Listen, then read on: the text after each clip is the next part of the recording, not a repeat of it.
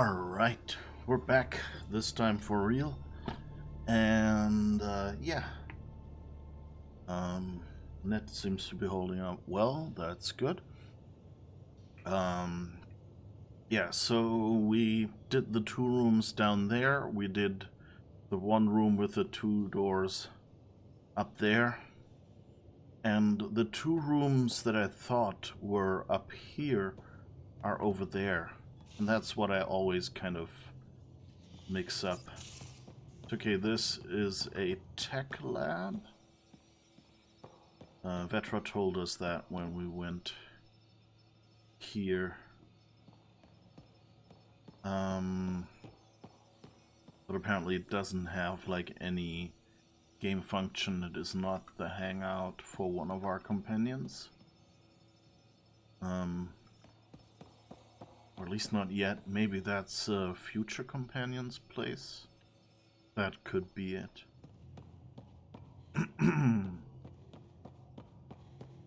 But this door is locked, so that indicates Biolab. Oh, I think that was...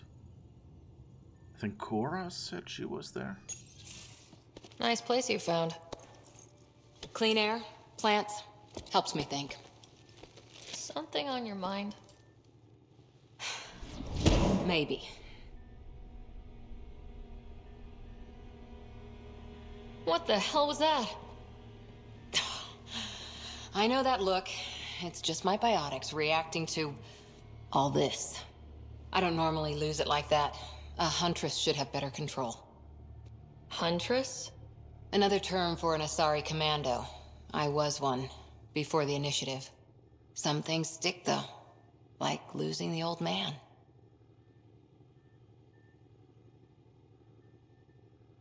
You were his second in command. Were you friends, too? He was more a mentor than a friend. Prickly old bastard. But I respected that. People treat geniuses like they're made of cut glass. I didn't care how smart he was. I think he liked someone not caring.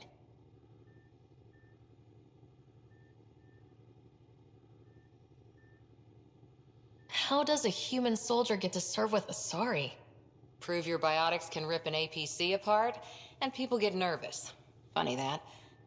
The Alliance found me a cross-species military initiative in a hurry. Sent me to Thessia to serve with the Huntress unit. One of the few places where my powers were welcomed. Your father made another one. There's a lot of loss going around. Dad, the Golden Worlds. A friend and mentor who trained you to be a Pathfinder. I prepped for years as your father's second. Then he chooses you? An untrained Pathfinder and all this mess to fix? The hell was he thinking? Is this going to be a problem, Cora? I don't want a rival. Just answers. It's done. Best I can do now is be your second. Keep your father's mission alive. Then maybe we'll all get what we came out here for. So what brought you out to Andromeda? Biotics like this. Thinking like an Asari huntress. I never had a place. Best I could be was a useful freak. The initiative was meant to be different. Will be different if this mission succeeds. So I'm seeing it through. It's quiet in here. I can keep the plants watered while I work. First job, see if there's any news on the Asari Ark. If they made it, we could use some Asari expertise. If you want to talk, I'll be here.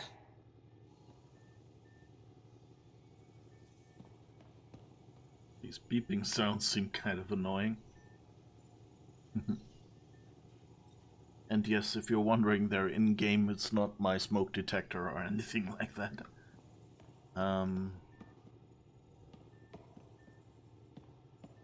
That's an interesting picture.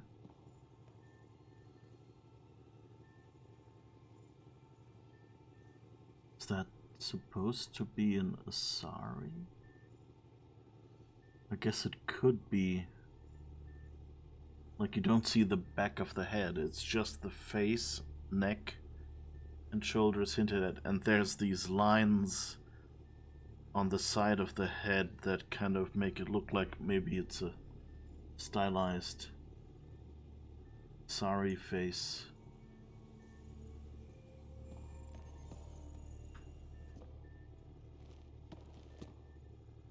Back again?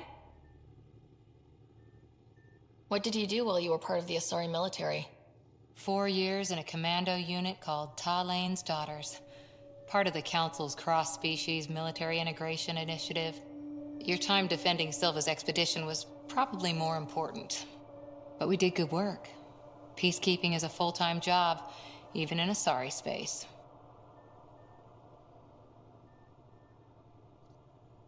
Yeah.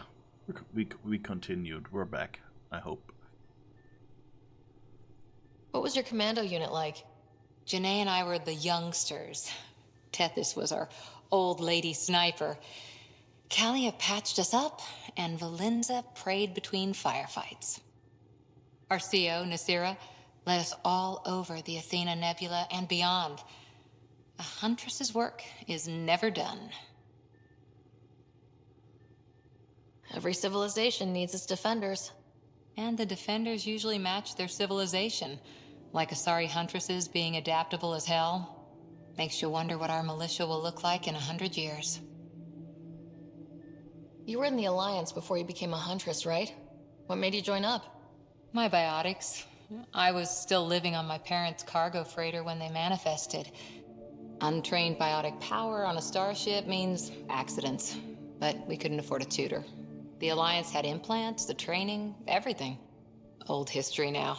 Your turn. Remind me why you came to Andromeda. The Prothean digs woke us up to how much we don't know, and to what humanity's next leap might be. Then Dad's career collapsed. His AI research made him too toxic. I heard. Must have changed everything for your family.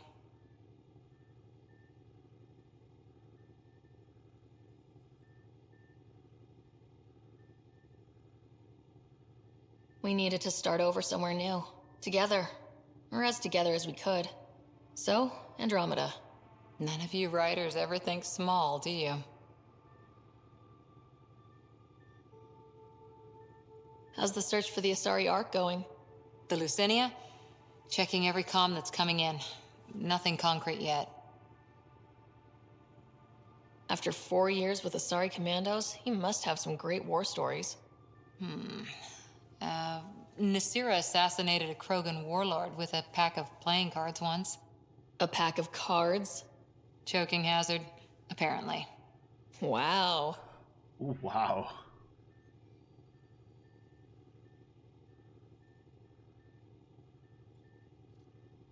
Do I want to ask that? I don't really want to try dating her, but I guess it says a question mark. Did you come out here with anyone? Maybe someone you served with? I had my fun on shore leave. Nothing serious, though. Asari huntresses figure things out, but I was there for soldiering, not romance.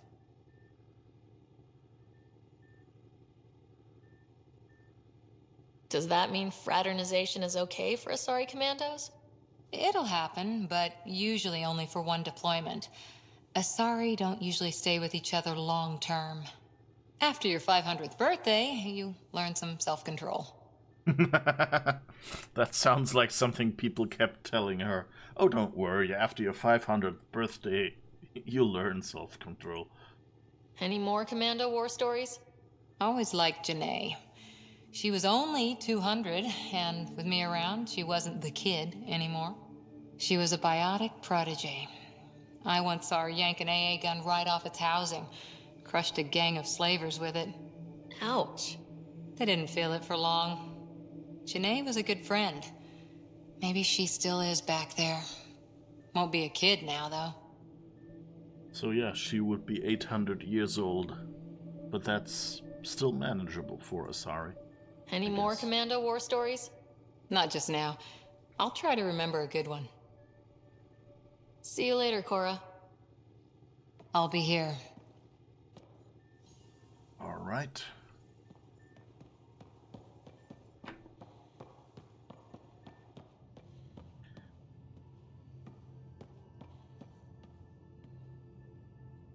Okay, so I guess we've talked with everyone. Is anyone up there?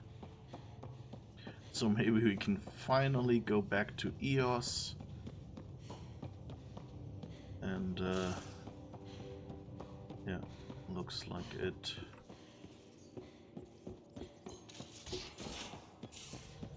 where's my data pad? Oh, how'd you get under there? Suvi, were you talking to your notebook? Oh, I wasn't I? I do that sometimes.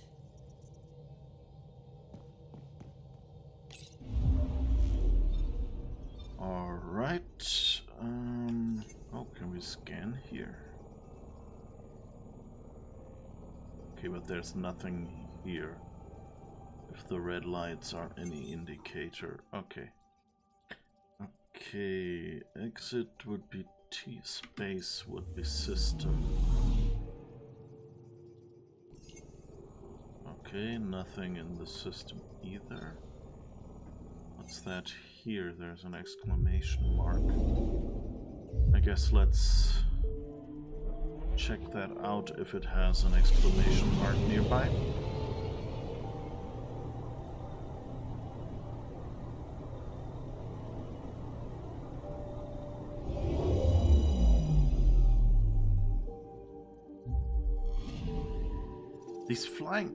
These flying animations are gorgeous. It's just the whole first, you know, them kind of taking long when you repeatedly have to go between systems. So it would be nice if they were faster the second time round. And then also the whole flying over there, zooming in and then zooming back out. That just, I mean, I've said it before, but it's still, like, every time I do it, it kind of irks me. Okay. Mach 1 is largely composed of hydrogen and methane. Its relative proximity to the Nexus makes it a useful core discharge site. Plans for a helium-3 skimming station are in progress.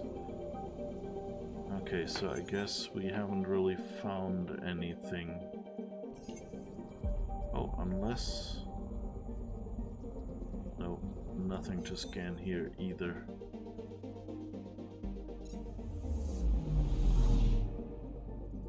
Okay, I guess they all have exclamation marks. Okay, let's try what happens when I press tab. Again, it kind of zooms in. Okay.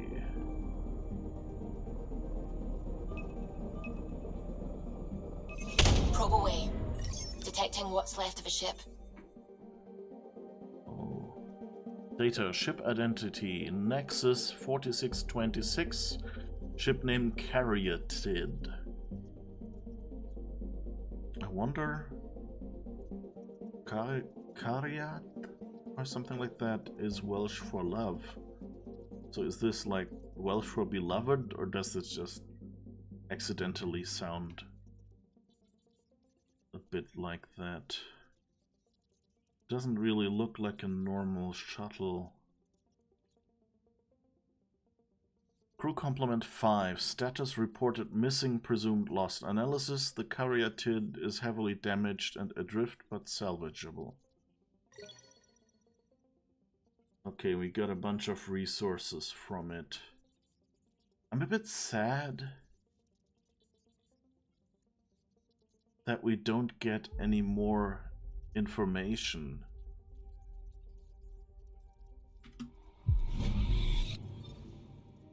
Like, it would be nice if it at least, you know, told us, like, it seems like it was attacked by cat, or it seems as if, you know, the mechanics burst, or there are no bodies on there, maybe someone survived.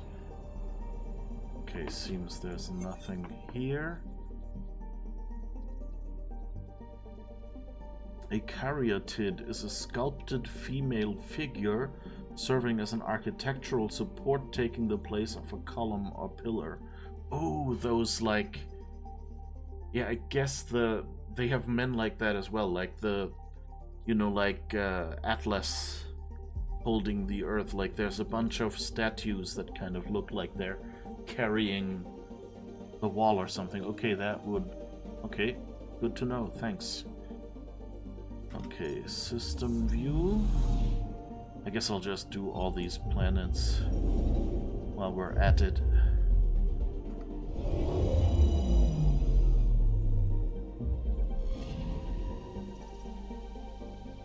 Okay.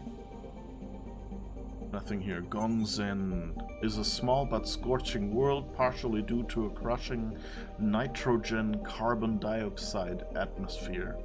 Evidence suggests its icy ring was once a small comet. Okay. I guess that's it.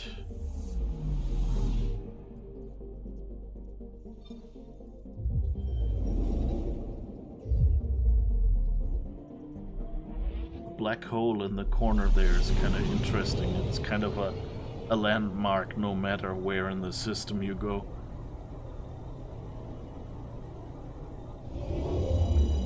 And it's weird that it's always, oh, fly near, and then psst, back. Anomaly detected. Okay.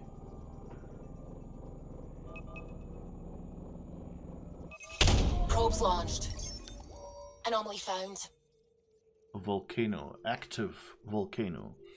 Active volcanic site profile. Shield volcano with current effusive eruption. Lava composition, basalt flow with unknown materials. Analysis: this volcano has recently erupted. Phase-ins: unusually strong gravity, 3.2 G, means the lava flow is localized and may be valuable for study. Okay, got a little bit of XP from that. I guess that's it. Yep, nothing else on the planet.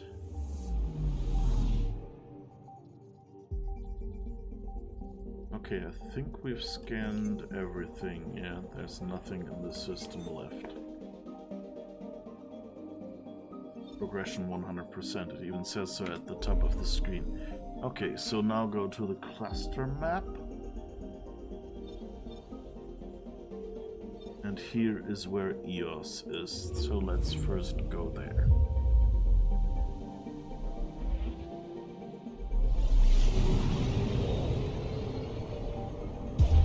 You know, these... like this flashing pattern, I don't like that much. Pythias system. Home of Eos. It kind of, you know, it's kind of epileptic seizure material. Not sure. And the whole zoom in, zoom out is a bit annoying.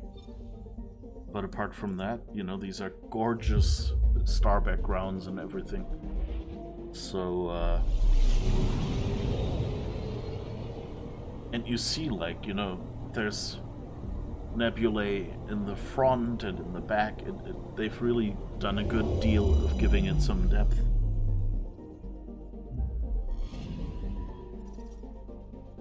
Okay. Guess that's the landing zone, and that's it.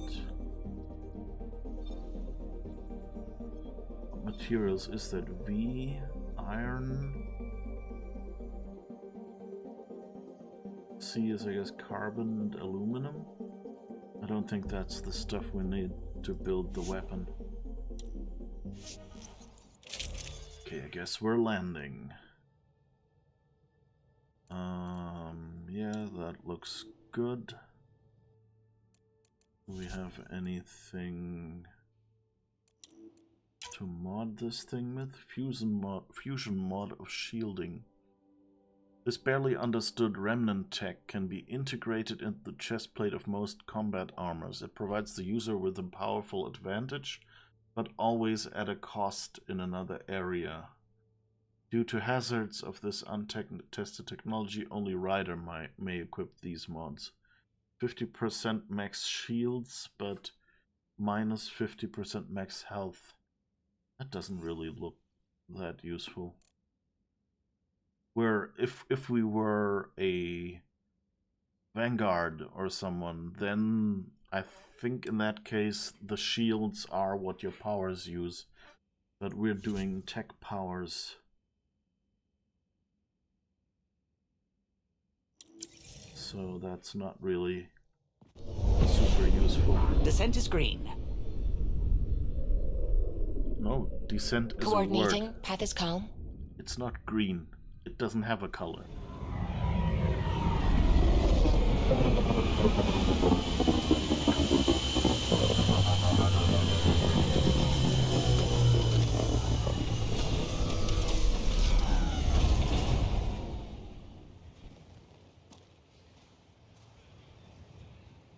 Okay. That's also weird. Why does it fade out and back in after showing us landing? There's a lot of these things where I'm going like, it's probably covering some engine issue. Whoops! That door opened and closed pretty hectically.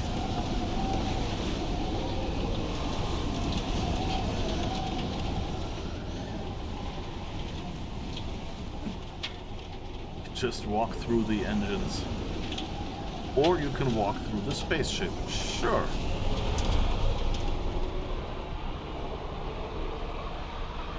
You look a bit drunk.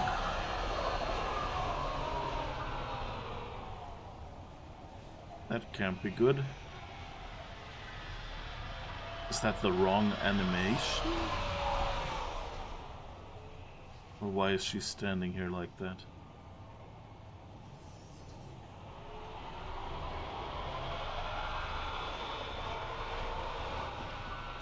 Okay,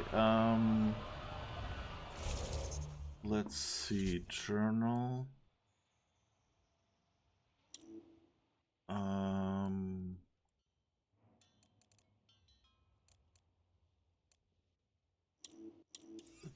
Back is one level up. I was thinking back might be getting me out of the menu completely.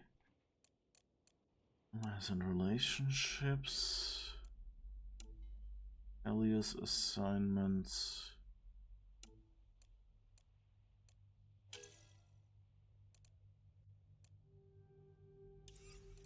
Alias EOS. Oh, we have, I guess, that to investigate, but that's not. Ryder family and Drac, Krogan missing arcs.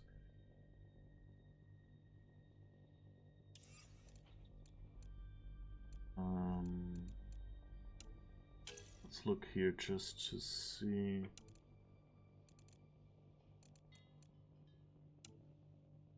You've discovered a research station left behind by one of EO's first settlers. There may be more other remnant sites. So we have a bunch of things on EOS that we could still do.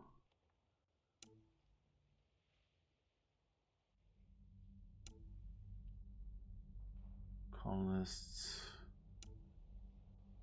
That's EOS as well. Okay. So let's try this first, I think.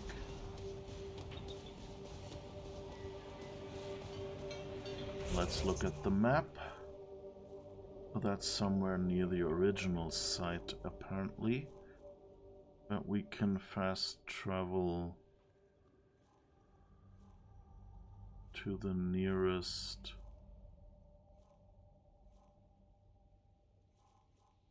forward station, I guess. Yeah, let's just do some fun side questing today. I don't know, I don't really feel to do too much main story. Where are we? Somewhere over there, apparently. Detecting above normal radiation levels. Already? We're still inside. Okay, I guess we need the car to get wherever that is.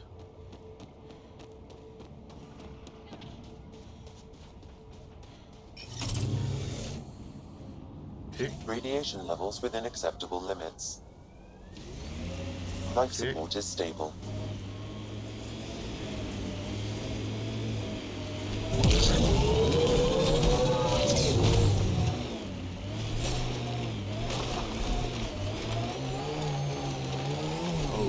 Ah, okay, it's just small.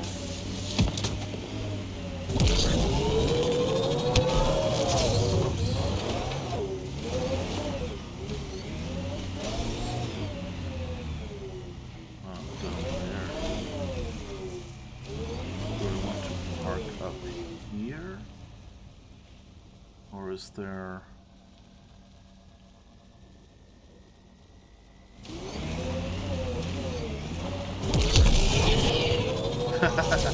Okay. But I guess that worked. More dead.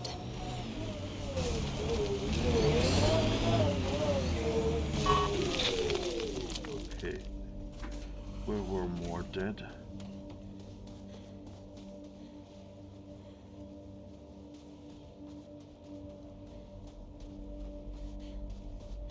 Don't see anyone. Laura.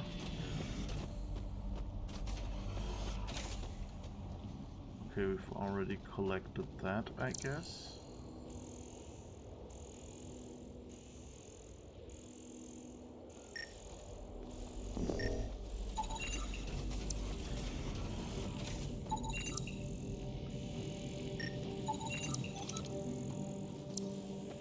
Okay, where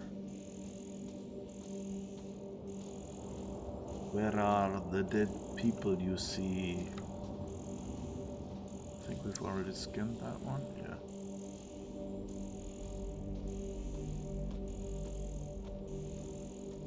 Oh.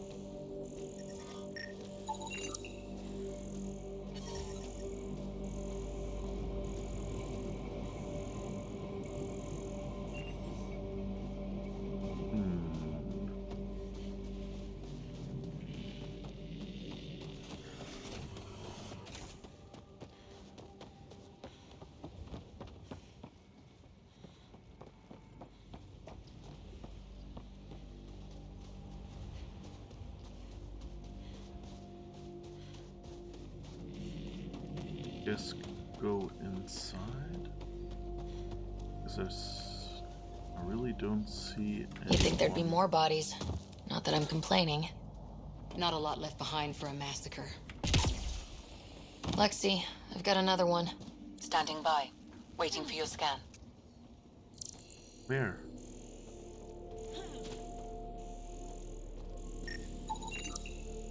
But where? They're seeing... Surprised the Nexus still wants an outpost on Eos. You know what they say, third time's a charm. We'll make this right. Maybe up there? Ah, there's one.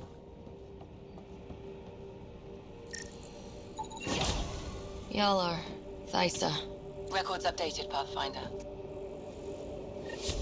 Cause of death, bruises and gunshot wounds from cat weaponry. DNA matches initiative member Ylar Thysa. Okay. So did we find all now?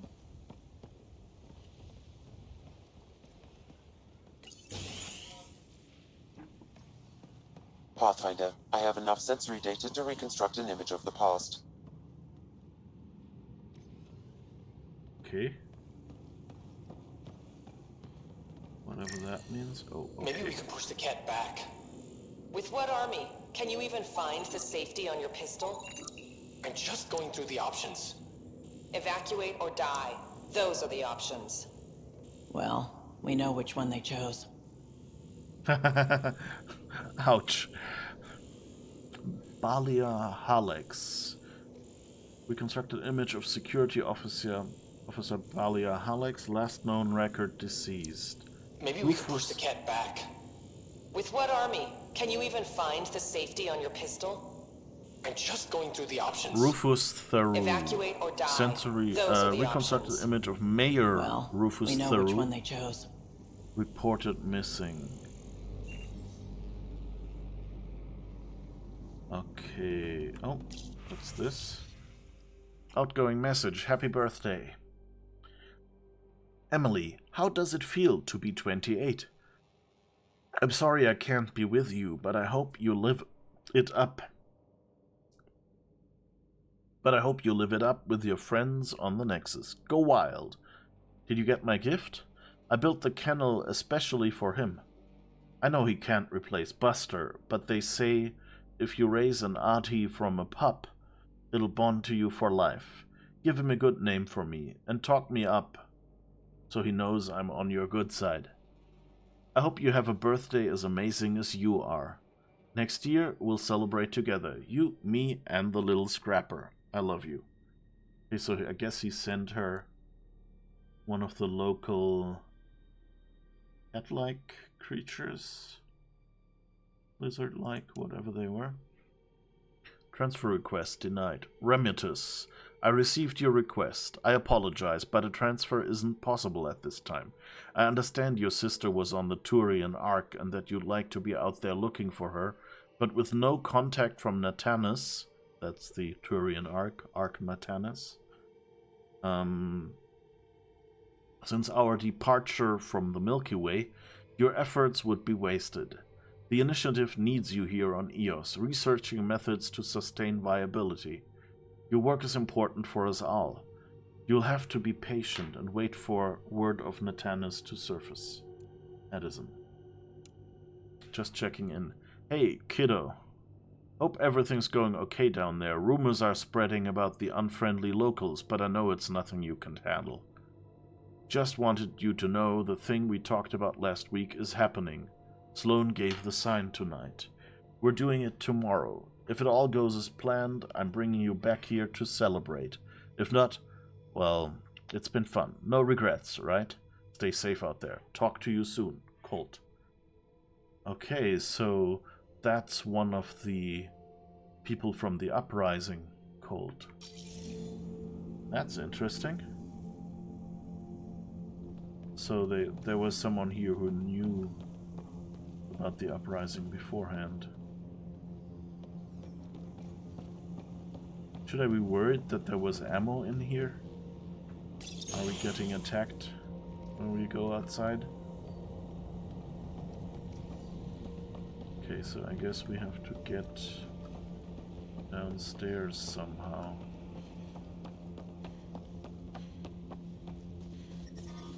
Radiation levels have spiked, Pathfinder.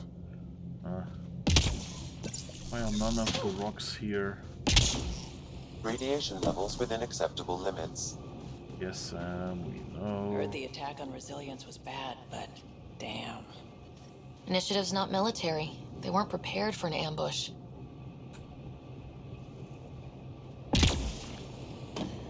That's a nice bit of, background saying, like, yeah, there were probably some military people, but mostly it's a civilian initiative. So, they were twice unprepared, basically.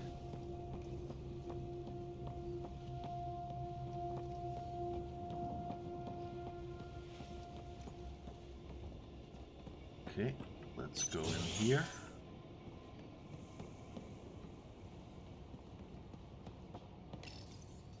Secondary terminals. No access. Sam. If deployment is standard, main access will be deeper in.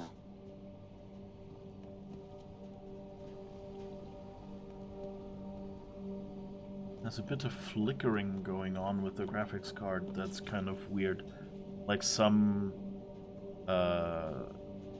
like spots. Like here, if you see the light that is flickering on and off under that desk. Now it's off, now it's on. Now it's off, now it's on. Off, on. And we have a bunch of things like that where the lighting is kind of weird, where like, I don't know, Ryder's scarf kept like flashing a bunch of pixels and things like that. I mean, this graphic card wasn't even built when this game came out, so not too surprising. Log continuing botany analysis.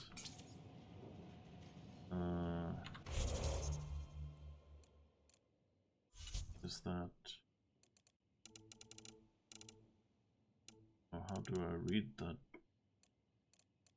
log? Don't know. Weird. Guess I picked something up, but I don't know Way too quiet. what it was. Looks like they left in a hurry. They evac'd during a Ket attack. Most didn't make it.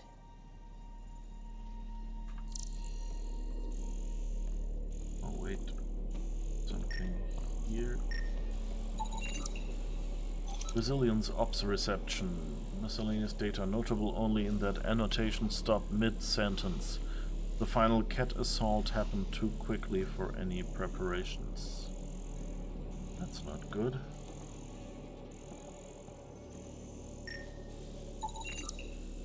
The initiative produced vids to inspire colonists. This one is looping scenic outpost goals as projected before launch. The power button is damaged as though repeatedly hit. So I guess someone was fed up with this and kept turning it off.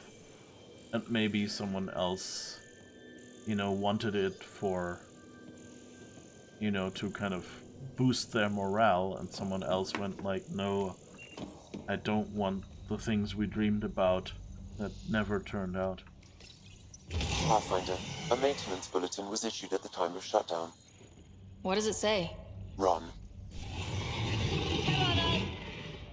Override! Close it! Tempest, we have an unknown enemy. Evac the Pathfinder. Whoa, hold on. No go, Harper. We have to lay low. Ket are inbound to your location. Ket and that thing? Son of a... What thing? Okay, there's Ket. I don't know what we were... Oh, I guess here somewhere. I don't know what thing they are talking about. I guess it was supposed to be in that room. I didn't get that the first time I played it. It was kind of Override weird. works, but... Sam, the door was sealed from the outside? Yes, Pathfinder. It appears lockdown was manual before the power restrictions. Why do that? It wouldn't keep anything out. Another dropship with reinforcements! Watch out!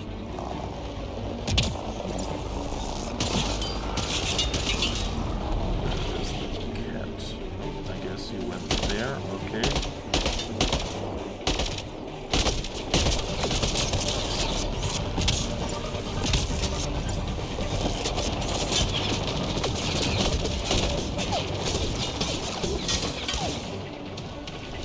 Where are they shooting from? Somewhere back there. Oh, okay. Okay, this big thing is, I guess, what we were supposed to see.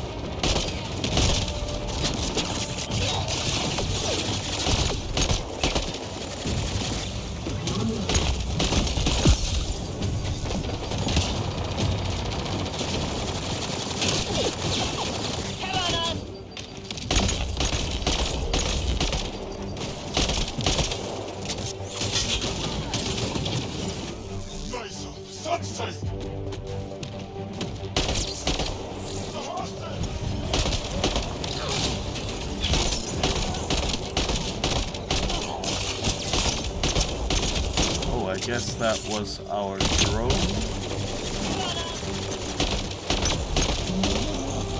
Big thing is down! We got it! Okay, I guess that was Focus on the Ket. supposed to be inside the room.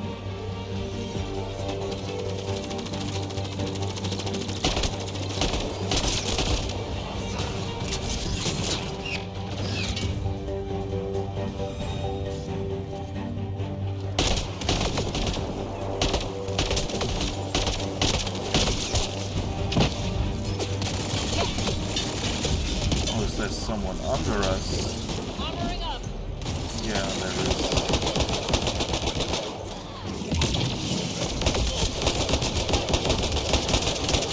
Nice job! Okay. Whoops. Okay. Okay, I can collect ammo through the window. That's nice. Keep that candy! Where are they? Oh, there's one. Charging through!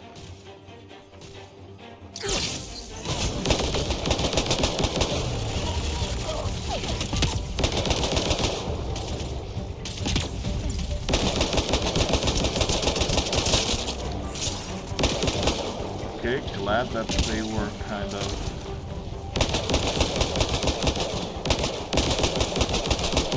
bugged. On to the next one. Clear? Squad. We're clear! No wonder Site 2 failed. Brazilian or not. Oh, finally something to collect. Okay, so I guess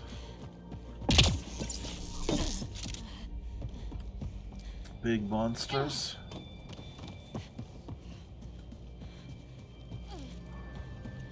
It's kind of weird though that it bugged out like this.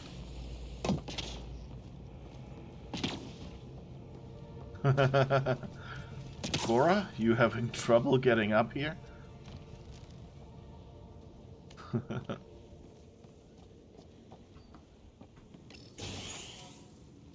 Okay. Okay, no, we didn't have to get up here. We need to get down there. I forgot.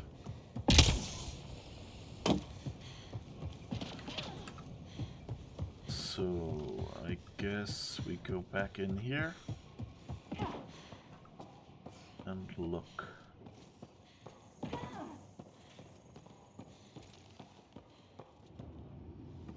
But yeah, I think there's... My guess is, since that's popular in games... Oh, I can't actually... It's outside, it's not even in this room. You know, a big problem in many game engines seems to be that characters are kind of placed on a grid. And so...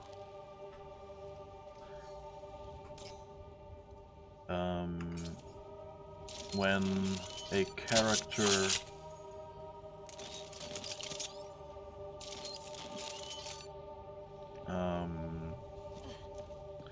like especially an NPC is placed to spawn in some spot, sometimes they change the grid apparently, or maybe the grid is kind of based on, you know, like top and bottom of the buildings or something like that. And then all the characters kind of spawn like a little bit into the floor. And then, or, you know, a little bit to the left, a little bit to the right, something like that. And the game tries to correct for that. Like if it knows they're supposed to sit on a chair, then as you approach from far, they will be in the wrong location. But as you get close, they'll suddenly pop into the right spot and things like that.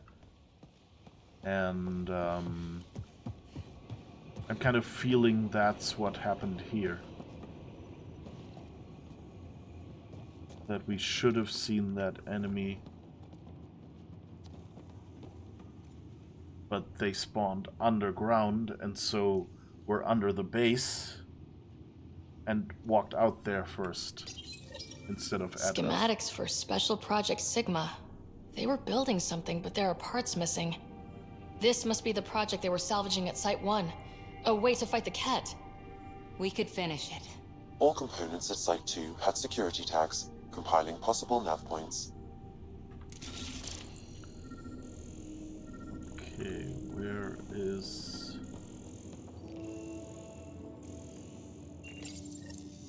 Got a component for Site 2's project. Okay. Whatever that was.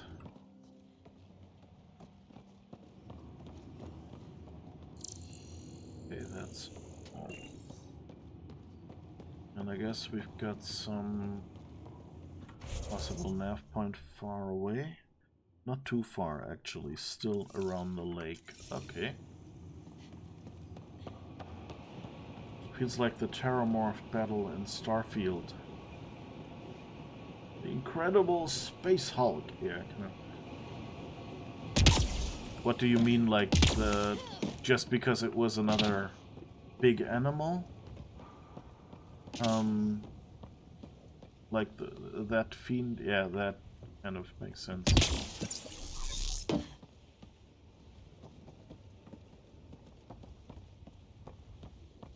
Okay, I guess it's somewhere... Yeah, it's outside, Radiation levels I guess. increasing. Yeah, let me find the Radiation levels normal. Really? You just said they were increasing and now they're suddenly normal. Pathfinder.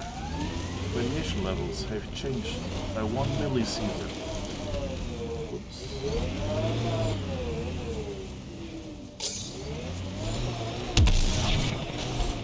Radiation levels have spiked, Pathfinder.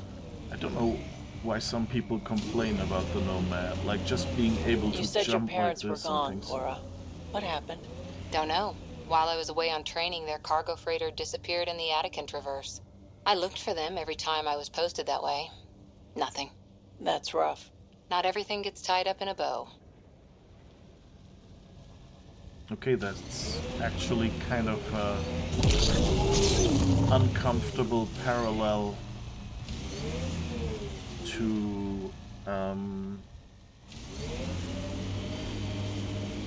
what happened to the Nexus and the Arcs. That she's this... You know, that she's lost people. Oh, there's something over there. What's this? Guess that's possible quests or something. Guess let's look at it. Splat. I detect an Andromeda plant sample nearby. Dr. Camden would find this useful. Oh, right. The gardener. Botanist, Pathfinder. But that's coming from Cora is kind of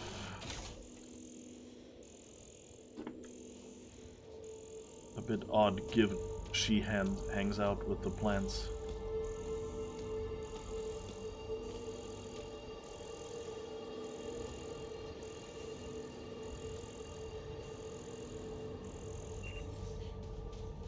Where is the bloody plant sample?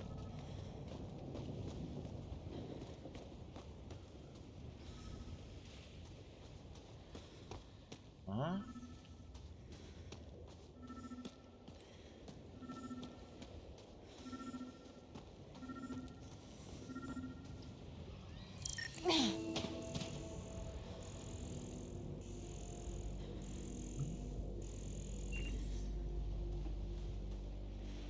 Did we get it now or not? Oh. Edible plant. I guess we got one. Okay, that's... All that stuff looks...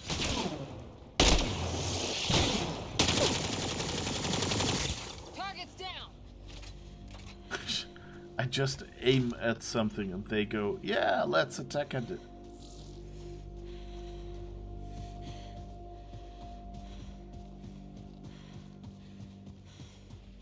Alright. Let's go.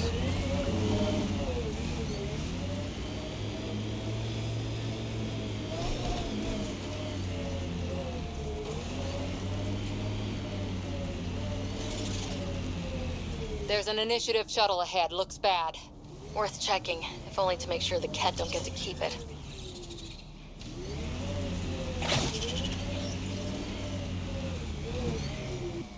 Okay. Let's go out and have a peek.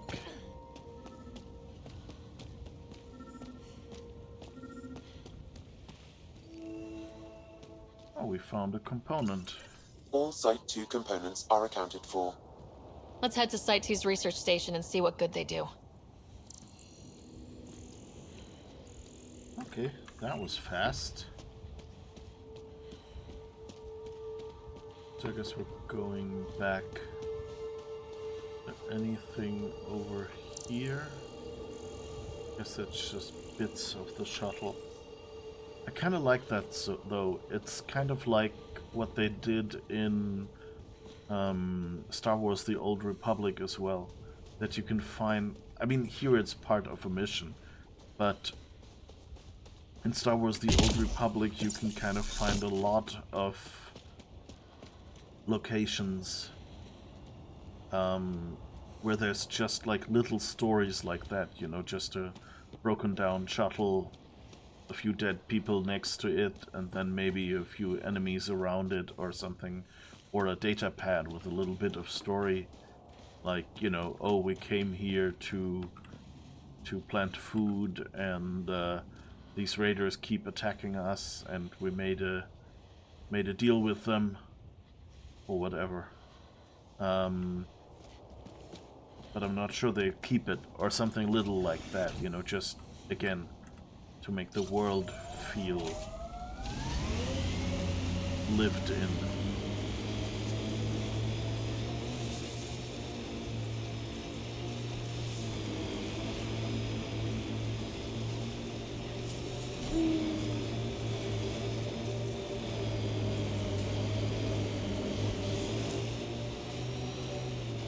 Think they'll ever try moving back in here? Resilience is more than a name. It's our duty now. Look out for anything big and hungry.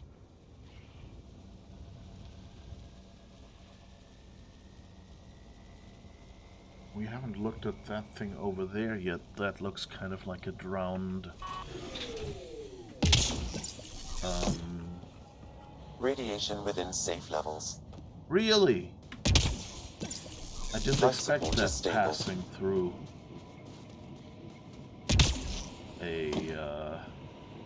a radiation shield, you know?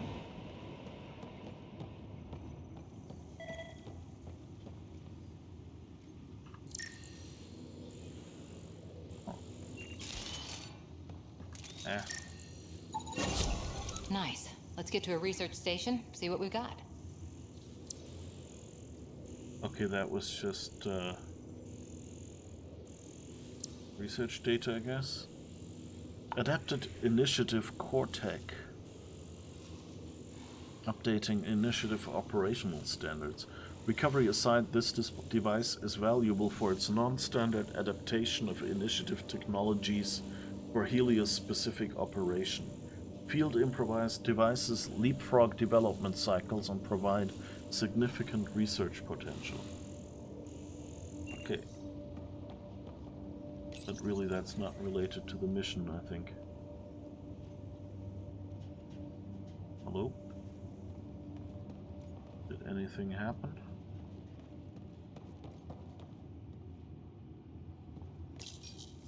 Parts for the Site 2 project. Check.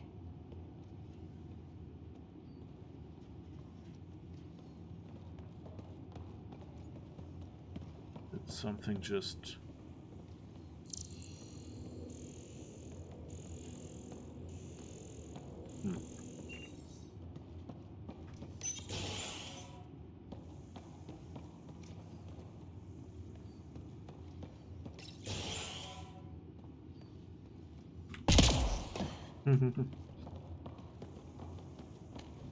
Okay.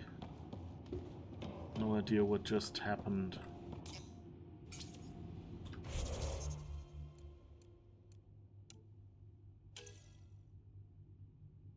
Visit your sibling. Like more missing arcs. Helios Nexus firefighters. Station. Sabotage, right, we had that as well. Additional tasks. Cultivation, Ghost of Promise. We've discovered a research station left behind by one of EO's first settlers. Sam theorizes that there may be more at other remnant sites. Okay. That quest kind of just disappeared, I guess.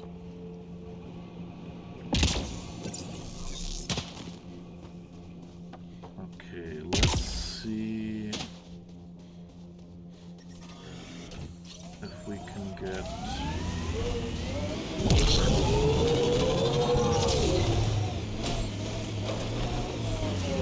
here.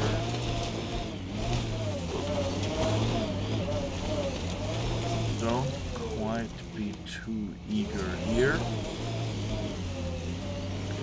Detecting above normal radiation levels. I know what you meant before about not having closure. Our dad, mine and Sid's, left when she was only a toddler. Never found out why. But his reasons didn't matter. Only Sid mattered. She was lucky to have you. No sense wondering why you were dealt that particular hand. Better to just play the round.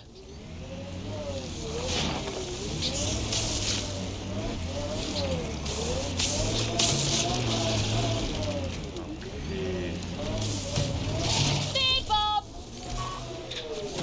Speed bump.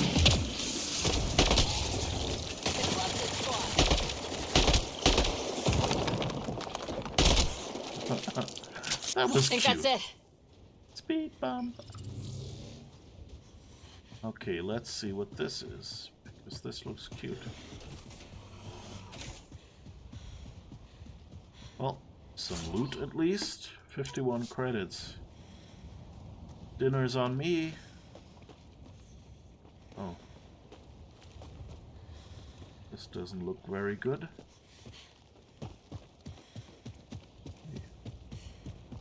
Get in there somehow.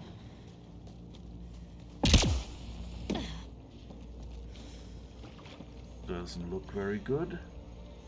Oh, hi.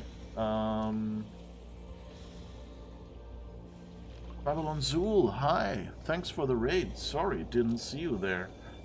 How's it going? What have you been playing? Let's see if my bot can tell me.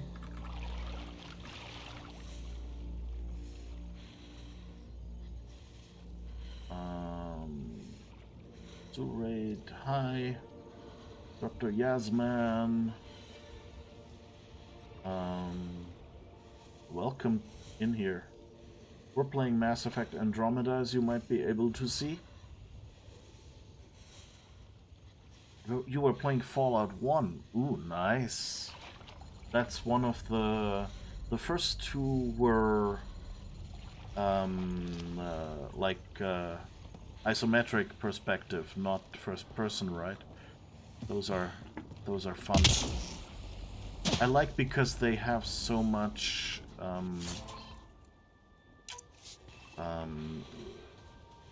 let me just get in the vehicle so I don't die out here in the radiation. Oh, and that was hi Tony. Is Tony here as well? Okay. That raid crashed your Twitch. Oops. Okay, didn't know that was a thing. Ah, Tony is here. Hi. Didn't see you either. Oh, you came in with the raid. Okay, good. At least I didn't miss you. Andromeda is underrated as hell, in my opinion. Yeah, definitely. I think it's a good game. It's, I mean, does it have its bugs? Yes. Did they spend way too much money on it compared to what they got in the end? Yes. But, you know, if you play the game, it's a good game. It's a fun game. The mechanics are nice. The story is okay, pretty straightforward. Is it a revelation like some people think Mass Effect is? No. But it's the first game in a series, and it actually looks pretty good for that. What I wanted to say about Fallout 1 is that Fallout 1 has this nice thing that all the earlier RPGs tried and then for cost reasons got removed, which is that you can do so many things, you know, that change the game significantly. Like the whole zero intelligence run that you can do in the early Fallouts. That, of course, once they had a voiced game, that would kind of have required a lot of extra voice line recording. And so they never really did that in the later Bethesda games or in the Obsidian, 3D engine first-person ones. And you have something similar in Vampire the Masquerade Bloodlines, where, you can do the whole Malkavian playthrough that completely changed everything. I'm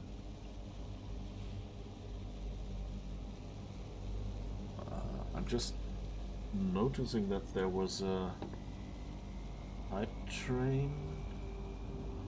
I didn't know a raid could cause a hype train, but I don't see any.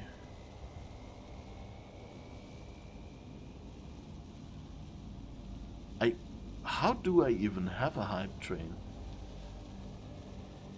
Okay, Twitch being twitchy again. Like, there are no subs in this channel, so you can't, gift subs or give me channel points. It's really weird. Hey, Twitch. Okay. Tony likes Andromeda. Okay, yeah. You've been enjoying Fallout. All good, been a busy Easter, bunny holiday, Sunday with parents. How about you?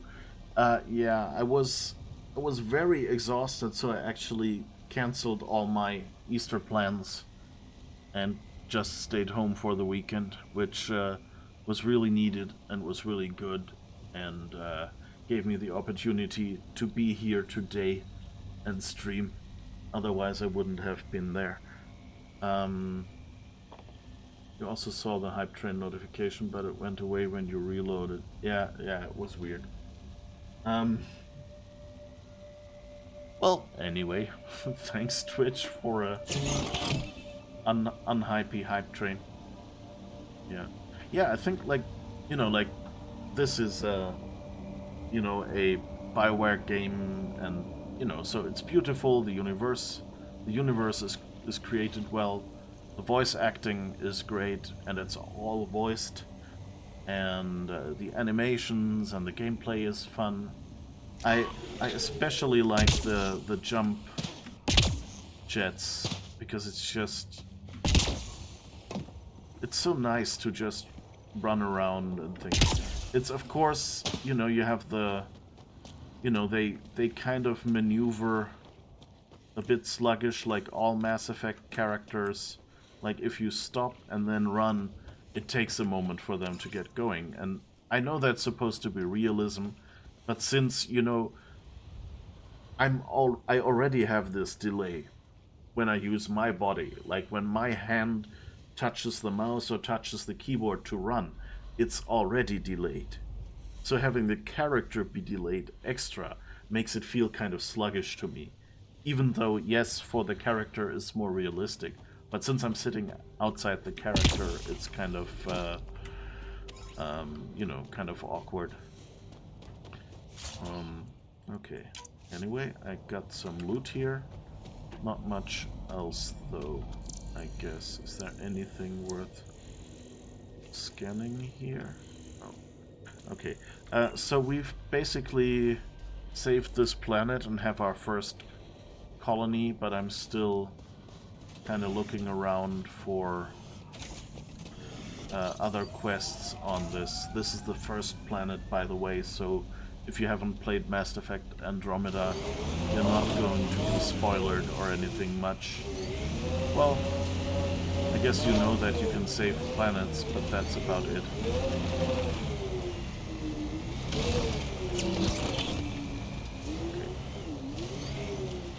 I can't just drive up the hill backwards. I can boost myself, at least. I hear resource shipments are up. A good sign for people trying to live here. Hopefully Padromo sets a high bar. Your first outpost. It must mean something to you.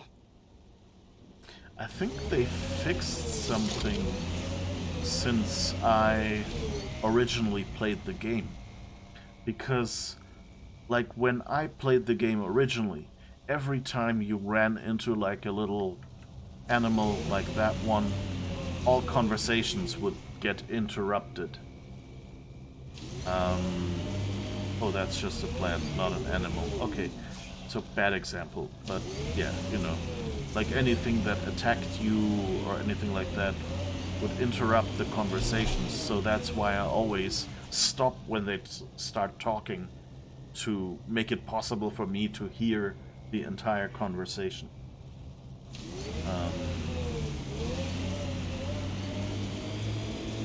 Alright, let's see. What was that sound? Oh, you, okay.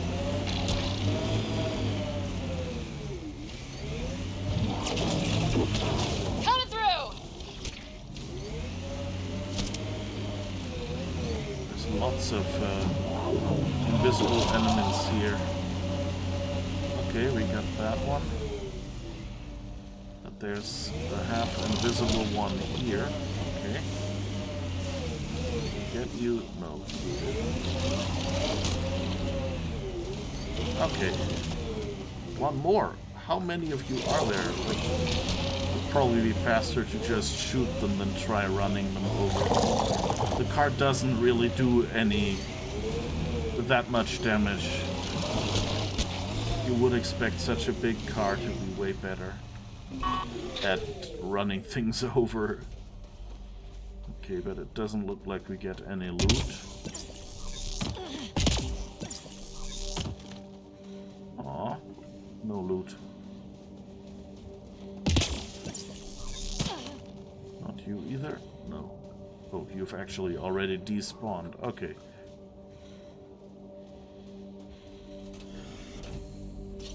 But yeah, I love like what they're doing, that they're, you know, people complain about Mass Effect Andromeda that it doesn't happen in the Milky Way and things like that. Let me just turn down the game audio a little bit, because I think my audio ducking isn't quite working, and with the car driving it gets hard to hear myself.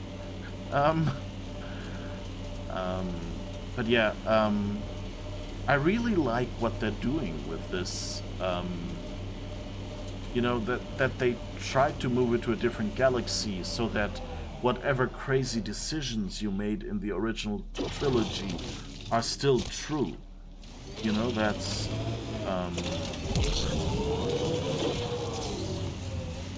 kind of that's great. And so that people complained, oh, but I wanted the Nexus, and I wanted the Asari homeworld, and things like that. I can kind of understand that they didn't, you know, like they were trying to do well by us. So it kind of seems a bit sad that it got such a cold reception. And again, like, for me as a player, I think this is a good game.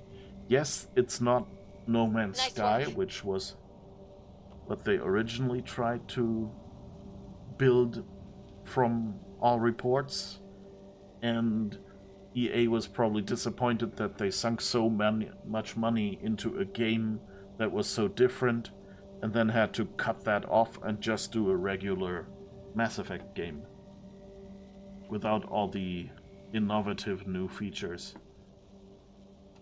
But yeah, that's it. It's good that it doesn't happen in the Milky Way. It makes it interesting. Plus, the Milky Way plot already sucks now after the way Mass Effect 3 ended. I don't want to go back there. Okay,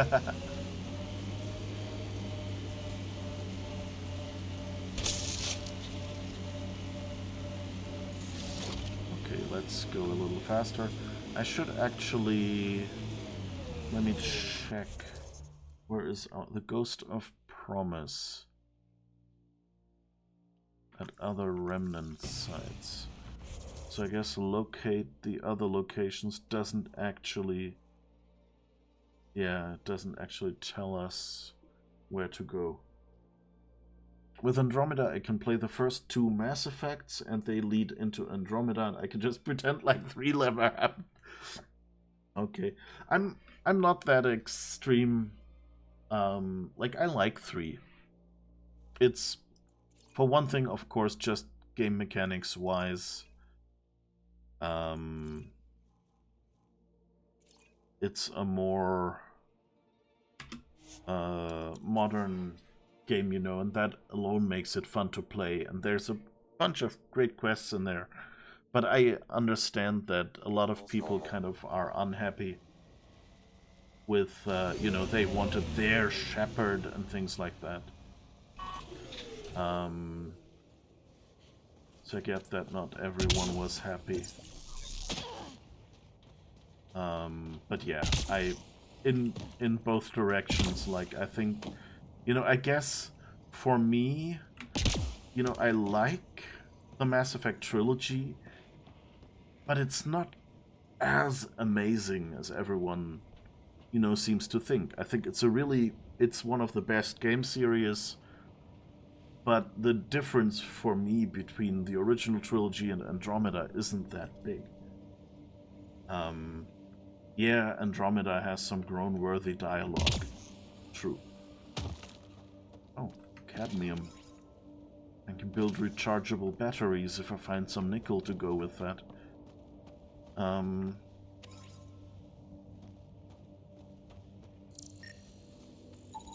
It's a forward station, Pathfinder. Vital for moving resources and vehicle deployment. We'll Yes, need to we call know. some new ones down once we're away from so many structures. The idea that they spent several games building up the Geth as these misunderstood victims, only to turn around in the final hour of ME3 and go, actually all synthetic life is inherently evil the whole time. Surprise. So stupid. Yeah, it's kind of... Yeah, I mean, the ending choices were all kind of... Yeah. I don't really want to talk too much about it, because I think there's a lot of people who come into Mass Effect via Andromeda just because it's the most modern game and it's really cheap to get. You know, because it's like EA at this point has given up on it, and so they kind of keep like putting it on sale and things like that. And so there's many people, I think, who got it that way and just thought, okay, it's cheap, I'll give it a try, and then liked it, and then go back to probably the Legendary Edition these days. Radiation levels have spiked, Pathfinder. Okay, where is this?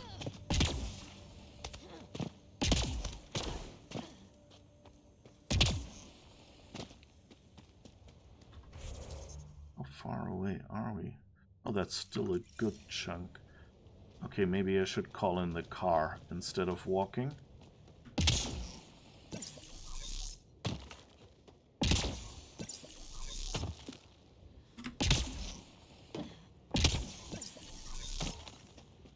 Where was... Radiation within safe levels.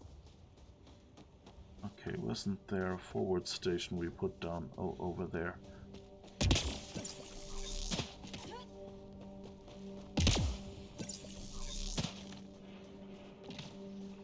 And there's even our car here. Okay. Alright. Oops. Those rocks are flying in interesting ways. That must be Havoc physics. Like they're basically like shooting up.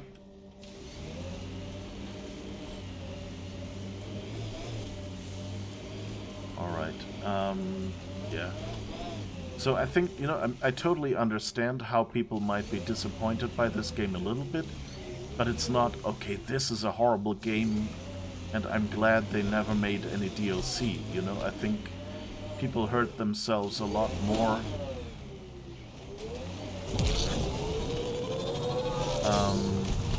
just by, you know, just by going, oh, this game is so bad and you should be ashamed, and then they went, okay, people don't want it. And that's why we haven't had Mass Effect in so long. And while we'll still have a few years until we'll have the new Mass Effect.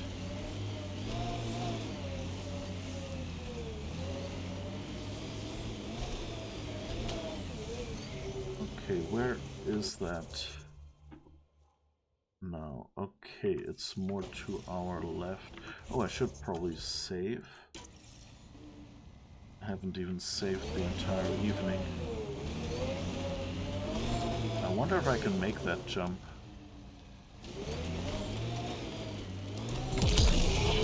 Nope. Well, was worth a try. What the? Pathfinder, that body. A scan might help us figure that out. Where? They always spot the bodies, and I don't see them.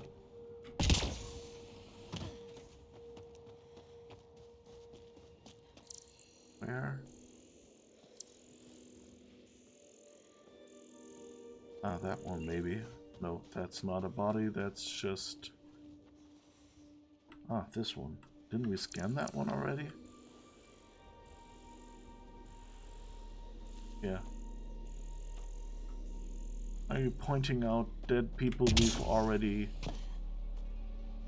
accounted for? Ah.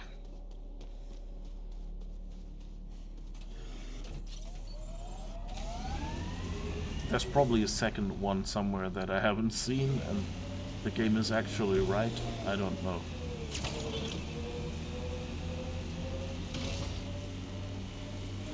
Alright, let's see, where is...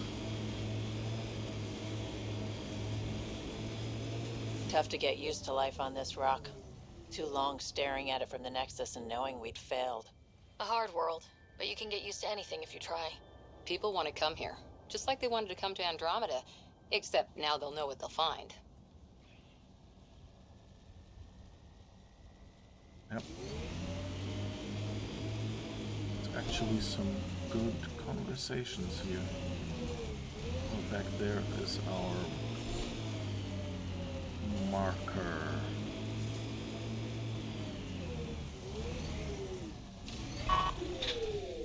Okay.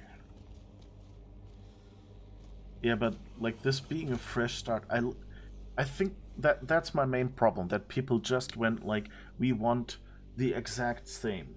And I actually like that we're not a seasoned soldier. That we're someone new, young at the start of their career. And you know, it's would probably have been a trilogy again. So, you know, you get to that point. The second game, you're already the one who made this galaxy livable for humans, basically. So, it kind of seems, you know, like you would have gotten that anyway. Okay, so why is there this thing, and why can't I actually interact with it? What is this? Well, I think we saw a little sensor. Oh, that's... Wasn't there another one somewhere here? One of these little scanning boxes? I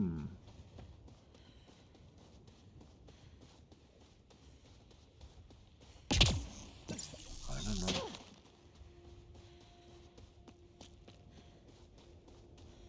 Oh, maybe down here, I think.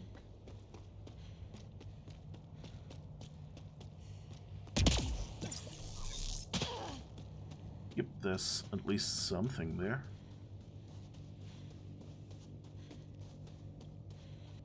Whoops, wrong button again. No. Okay, we can't even scan it. No idea what that is. Guys, it's okay. I just don't know how to holster my weapon.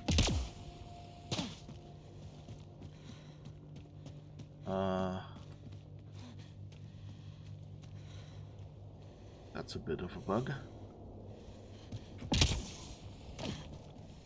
It's fine.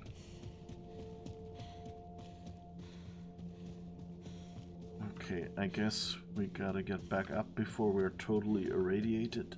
Oh, hold V to holster your weapon. It actually told me. Thanks, game. Let's see if this thing... Okay, I guess we already scanned that. I don't actually know. Also, that you're able to use these boosters when you've walked off is really great. It saved me a couple times.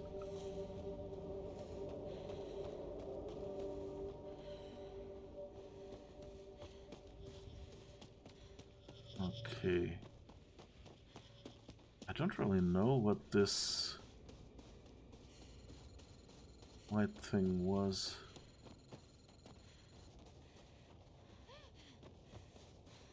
Oh, I guess we're...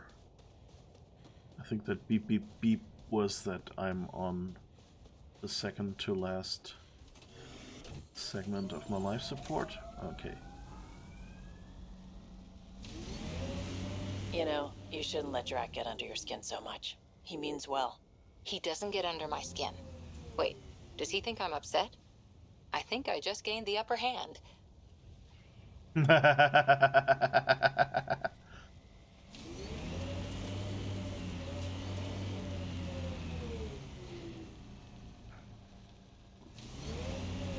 Alright, so not sure what we're supposed... Earth had formations like this. Made a lot of kids think of alien worlds. Water and weather. Nothing tougher in the long run. It's also nice that it's kind of the inspirations they had. Okay, there's some quest. Research station.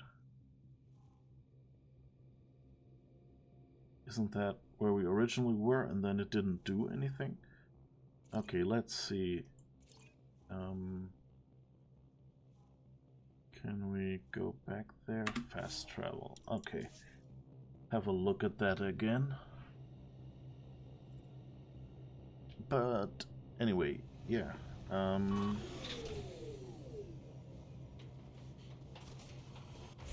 Let's see.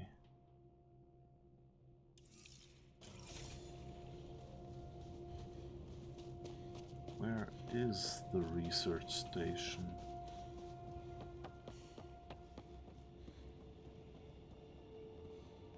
Is it in here? Oh, there's a terminal. We've already played that.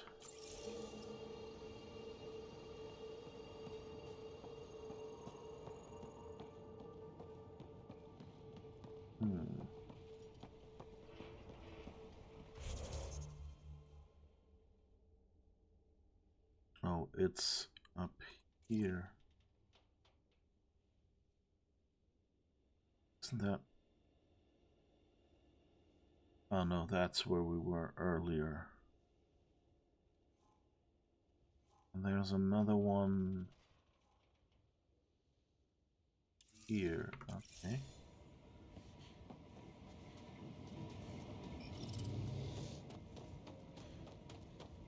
Is that this direction? Yeah.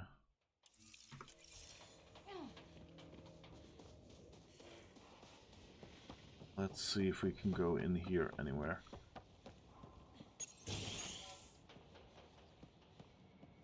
And do something to advance that quest, or if it's just bugged.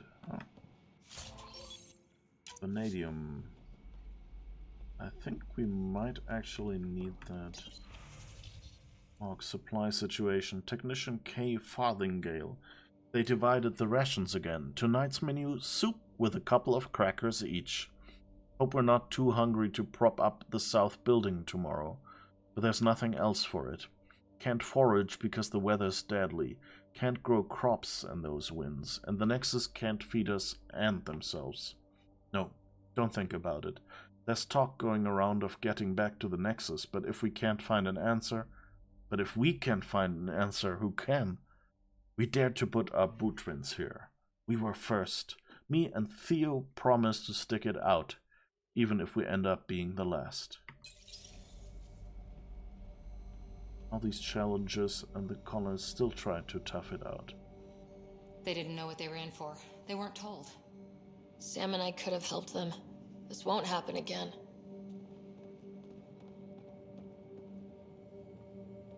Oh, that's a cryopod. Interesting. One thing I liked about Andromeda is that some planets feel so open and large that it's like getting multiple Skyrim-sized worlds in one game. I think Outer Worlds felt a bit same on some occasions. Yeah, I loved Outer Worlds. You know, like it's a depressing thing, just like the Fallout games, but still, you know, it was a great one. Also, it wasn't as depressing as Fallout, to me at least. Part of that was probably just that it used some color, whereas Fallout is usually like some brown or whatever tone. Wait, wasn't the research terminal... Sandstorms, radiation. What the hell was Addison thinking sending us here? Eos might have looked great back in the Milky Way, but up close, it's a hellscape. Farthingale's on my case to stay positive. Put on a brave face for the rest of the team, but I can't shake the feeling that I'm gonna die out here.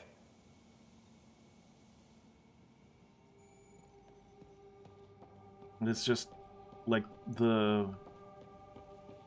I've not finished a Fallout game yet, for the simple reason that it's just like that's part of the game, but it kind of makes me depressed. And so whenever I think, should I continue this game, the question is kind of, do I want to be depressed, you know? And that's why it doesn't, you know, I don't quite have the drive to finish it. Whereas in other games you go, okay, this is nice, and I want to spend more time in the Andromeda galaxy or so. Okay, there was somewhere upstairs, I think. But there's no entrance into this upstairs area. Whoop. Where was this? I can't find the spot. Okay, so apparently I'm like a building away.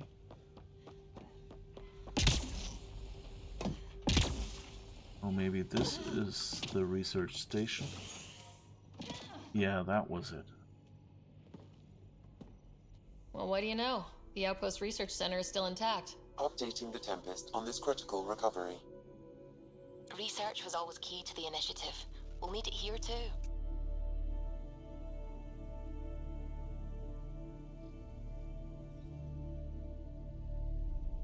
This tech is how we survive in Andromeda. Ingenuity on the ground. Okay, we finally found where to continue the quest. But yeah, it's also Starfield kind of has that as well, and they're trying the same thing that Mass Effect Andromeda, the original Andromeda, not this one that got released, but the previous version they worked on before they cancelled it and went to recycle whatever they had and make a normal Mass Effect game. That they're doing this, you can land anywhere on a planet and they'll spawn a random quest there, basically. And I think that could be really good, but so far I think, you know, Starfield doesn't quite manage it either.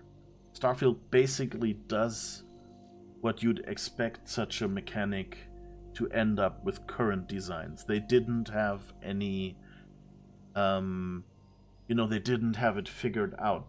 They didn't really, figure out a good formula. It's just you land somewhere, they spawn a quest for you, but you could do that same and get that same experience in a regular game and just have it spawn on a fixed planet.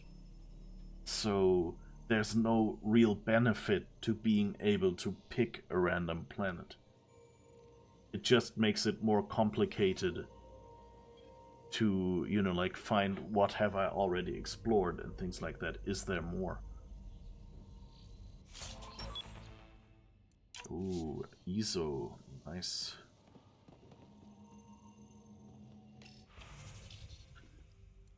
Activate power relay. The research station is back online. I've provided a list of weapons we can build by gathering the required components.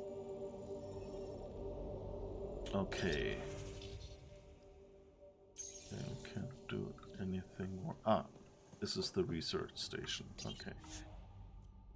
Okay, now we have that on EOS as well, but we have that on the ship already.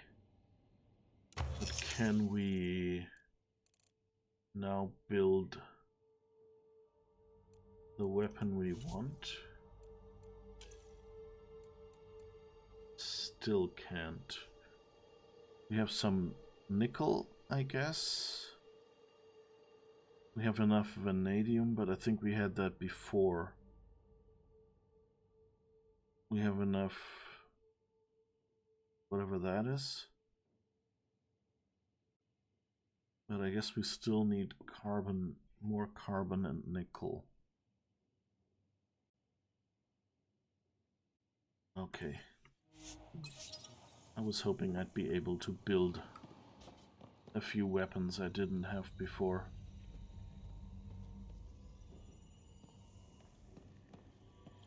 A datapad. Login Senior Foreman Adriano Fonesca. Tried out the new pin design on the shelters today.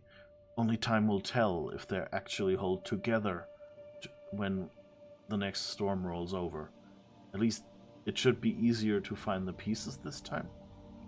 Shorty's pitching for an evac back to the Nexus. Too many cat, not enough water, no hope, he says. I'd rather sell supplies and sleep on the deck than lie awake listening to the storms one more night. Can't say I disagree. Losing 3 of my guys to the cat made me wonder about leaving too. But I asked him what I asked myself. What's back on the Nexus for pioneers? Isn't EOS what we signed on for? It has to be.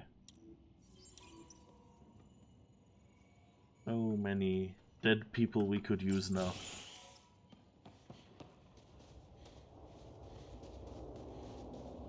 Alright.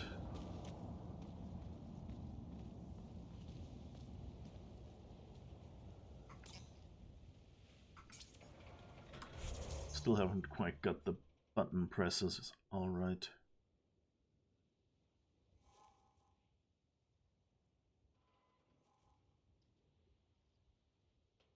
There's a quest somewhere there and there, so I guess let's fast travel there and see what we can do there.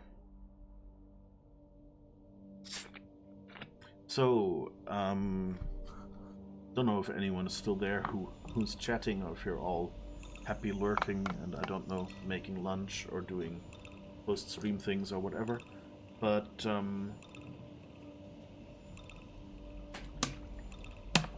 who you? Yeah, if you're there, fine as well. I'm just wondering, like, what you kind of thought where Andromeda would be going, or what you hoped where it would be going. You can also, like, if there was something, at the start or in the middle of the story that you liked, where you went, hey, I thought it would go this way, and it didn't, or, you know, that can be good or bad.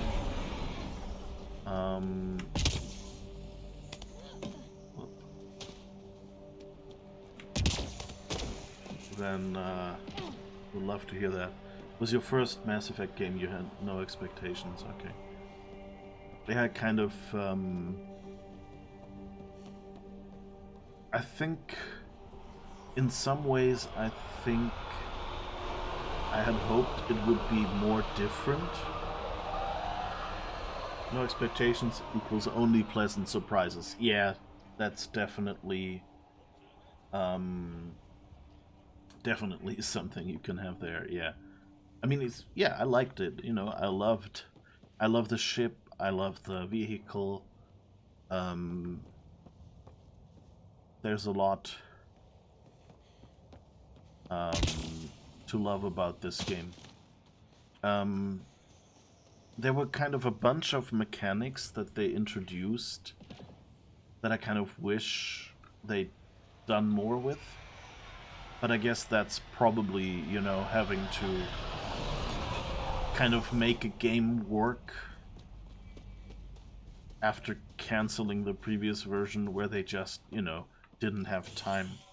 And it's just roughly something in the direction of what they had planned, but cut down a lot. Oh, there's another research center here. Okay. I think they expected us to do the other quest immediately before we finish the planet. Here's a terminal. Please help. This is the only way I can get the word out before someone gets killed. My work crew, they keep talking about that remnant tech. They think the initiative's lying about how dangerous it is. That a couple of electrodes in the right place could get the remnant to work for them instead.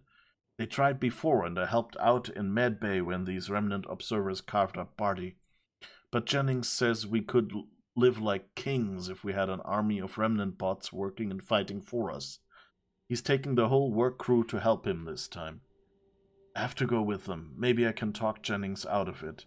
But if I can't, someone should know why we didn't come back. Oh, that doesn't sound good. Okay, why is this still... Someone left a warning. Looks like a work crew thinks they can take control of the remnant. That's an incredibly bad idea. Work crew rosters are posted publicly. The datapad mentioned Medbay. A little work, we could find where to catch up with them. Okay, so where did this quest... Select area. Okay,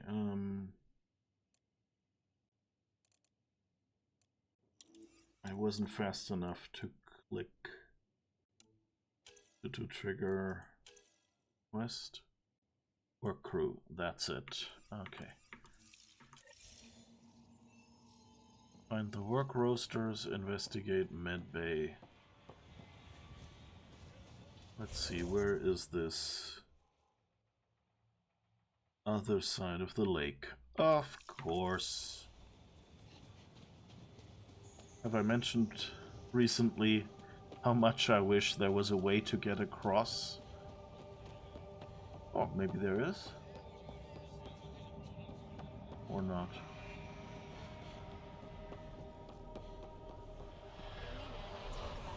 Yeah, there actually is a bit of a way across. Okay, nice. Was that here? I don't think that was here when we first established it, right? Well, I guess we'll see.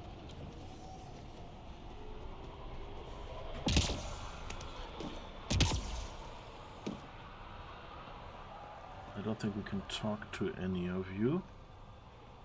That would be kind of nice. But, I mean, yeah, I guess you can't talk to everyone. What are these people?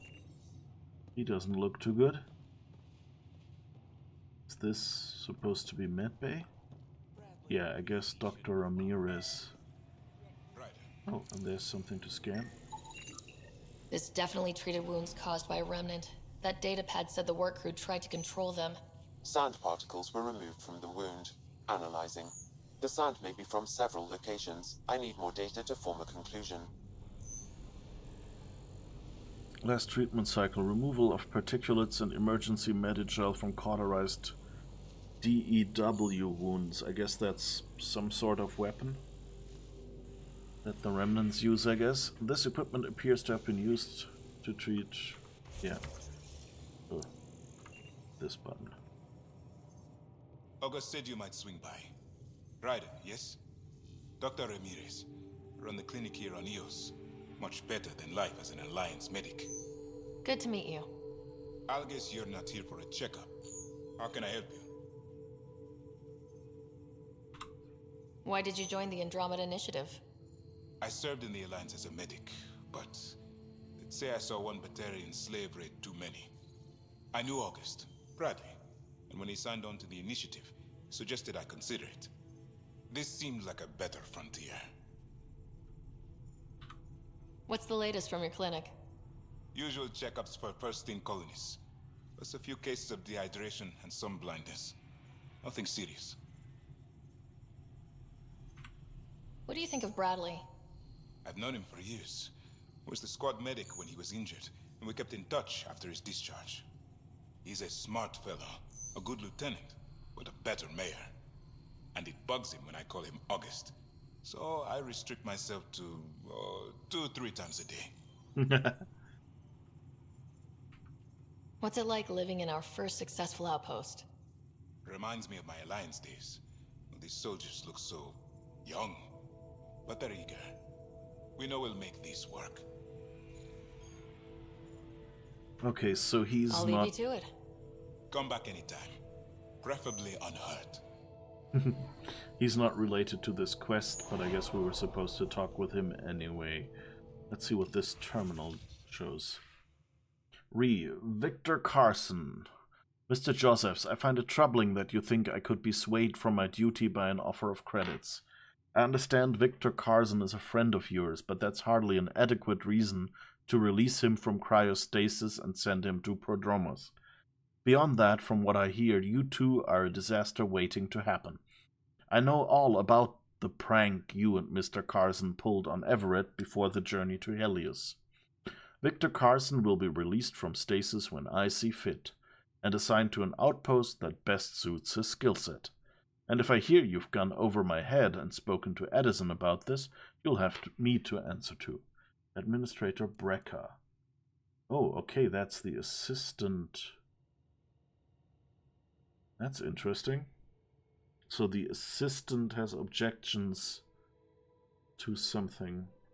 I wonder if that's a clue for a different quest. Patient 024. Symptoms, condition, acute insomnia, claustrophobia. Details. On examination, no organic underlying cause. Apparently suffered a mechanical failure when coming out of stasis that locked her in the pod. Clearly a psychosomatic case, but symptoms are acute. Prescribed tetravoxine and VR post-stasis therapy. Next appointment in 2 weeks. Personal notes. I'm seeing several cases of post-stasis anxiety and other related conditions. The techies solved a lot of the physical effects of long-term stasis, but we're clearly seeing the psychological effects run a lot deeper. People just aren't designed to be turned off for too long. Should talk with Hanley about a long-term research initiative. We're first for a lot of things. I actually like this detail. That's one of the things they did really well. The writers thought about so many things and like, what does it do to you? Like, I wish the game went into that some more. Like, you know, the characters that, like, your player character maybe gets a bit of trauma or something like that.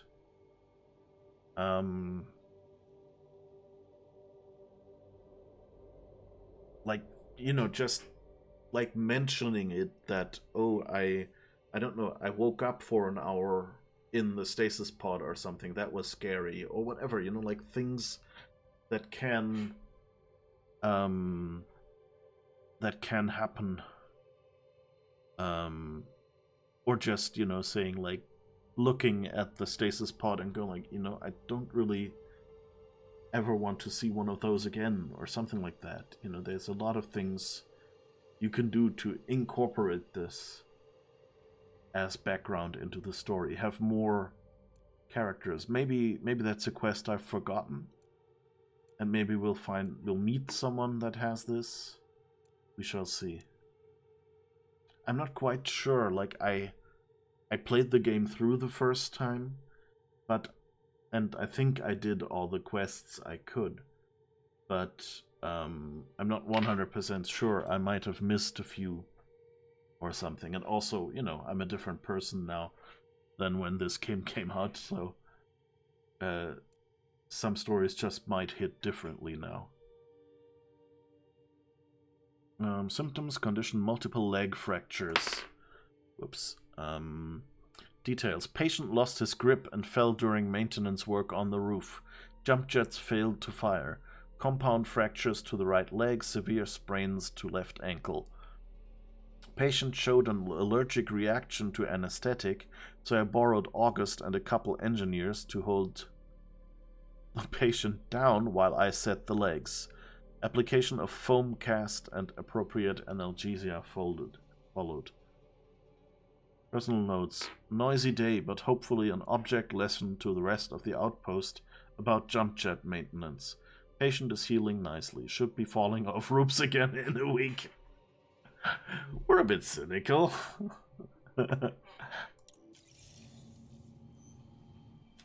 That's cute. I guess, if you're a doctor in a hospital or something, you're probably gonna, you're gonna build a little bit of distance and joke about stuff like that. It's, it happens with like every job, basically. Even if it's a serious job, you often develop or have to develop a sense of humor, kind of due to health. Hopefully the jets work the next time he falls off roof. Yeah, that definitely would be useful. Hello, Ryder. Hello. Can't believe we made it. Okay, what are these things? These like water pumps? Or are they looking for oil?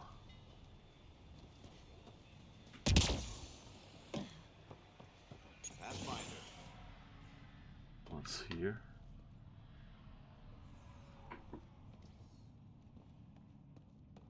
Henderson at the shuttle landing pad told me.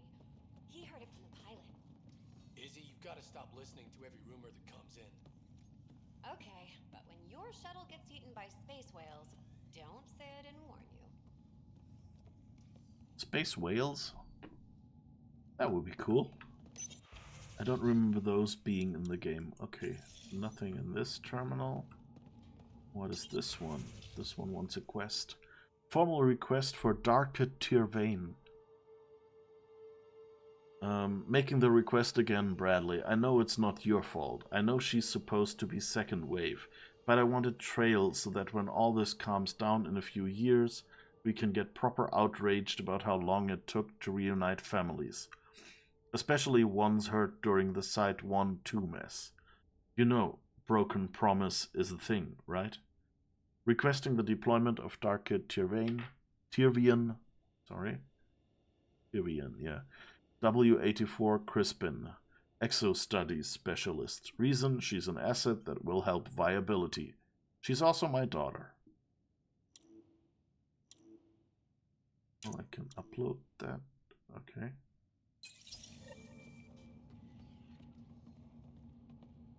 Waking up to the future. Speak with the assistants. Oh, could I have done that with the other one as well? Was that a light? Oh no, that's immersion. Okay, we can shop here as well. Pathfinder helmet.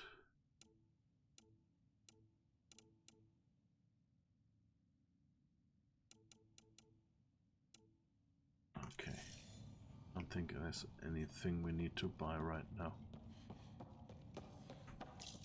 Now I'm kind of wondering, where were we before. I don't know. I could have uploaded that and triggered something that way. I have to say the UI is typical Mass Effect, like just a little bit confusing.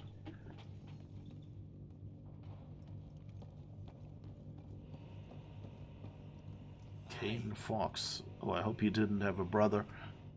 You haven't got a fuel cell, have you? The quartermaster says there's plenty, but she would. Wait. Oh, shit, you're the Pathfinder. Sorry, no one said VIPs were coming by. I'm just Ryder. Nice to meet you. It's a pleasure to meet you, too. I'm Fox, Chief Engineer at your service. What do you think about your new home? First impressions? We've got water, clear skies for solar power, plants to farm. The Remnant are a wild card. But I hear you almost have that solved, which is amazing. And you found us a good site here. I think EOS is really going to be special. Yeah, I mentioned before that, or a moment ago, that, it feels a bit like they just took Mass Effect and transplanted it to a new place with, like, new designs and new names, but basically it's still the same. And it kind of feels like that. Like, the Remnant are kind of, like, whoever built them, if there was someone who built them, is kind of like the Protheans. And whoever, so like ancient species that was really advanced and is there. And there's also the whole robot aspect to them that, kind of makes them kind of Geth-like, maybe. We don't really, like, they don't seem to be intelligent so far, so who knows? But, that general thing.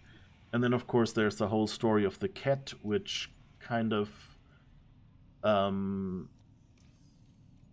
don't know how much I want to say before we've played it, but it mirrors other things in the original Mass Effect games. And so it kind of, I don't know if I sometimes think I wish they tried to be more different.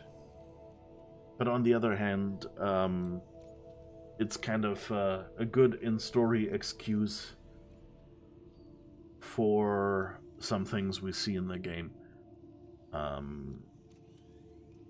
So it's always, you learn basically about the different enemy types, and and it's not much different from the original Mass Effect trilogy in that way. And that's kind of where I think they could have tried harder and done more. Just come up with a new idea.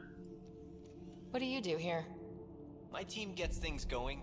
Water, power, communications, everything a civilization needs. Well, not laws or a constitution, but it's easier to concentrate on those when you got a flushing toilet. That's a nice excuse, It's easier to concentrate on laws and a constitution when you have a flushing toilet.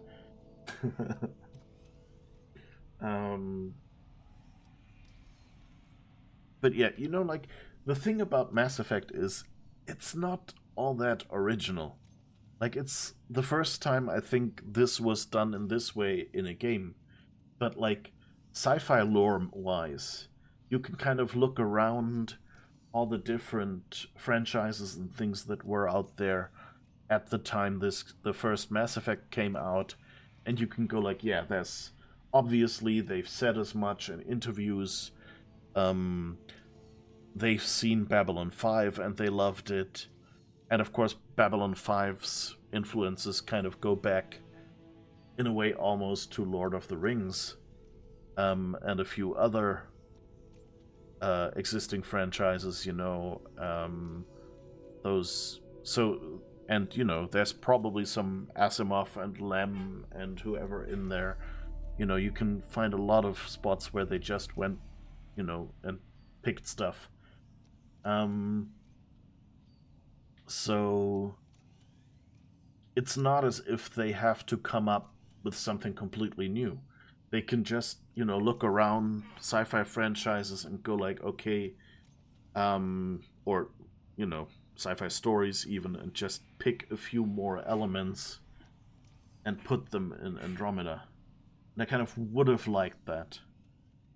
But, you know, it doesn't make this game bad or anything like that. It's still, you know, this is basically just a continuation of Mass Effect, and that works. And given how angry the people got about the things they changed, which was mainly the player character, you know, maybe that would have just made it worse if they changed some other things. And people would have said, that's not my Mass Effect, or something like that. But I wonder, like, how the new Mass Effect will be. Like, keep in mind, you know, the people who knew the original Mass Effect. I guess there's no better way to put it than say they're kind of getting old, you know? And there's fewer and fewer people, I guess, you know, and they've moved on to other games a bunch and things like that. And, you know, there were a bunch of loud people, and then there were the rest who went like, okay, it's an okay game. So, and then of course there's people whose first Mass Effect was Mass Effect Andromeda. And so you look at it and see that as a baseline, and that was good, and see maybe even the difference to the original trilogy and go like, oh, the mechanics feel so old-fashioned, and they're trying to over-explain things like that. So, you know, I kind of, I'm intrigued how the next Mass Effect game, if EA don't just cancel it and shut down BioWare, which is always an option, especially given how many studios have been closed recently or have barely managed to get sold to other owners and things. Just look at all the Embracer Games studios and things like that. And at Bungie having been... Wait, they started out with Activision, then went to... What was it? I don't know, I think it's there with the...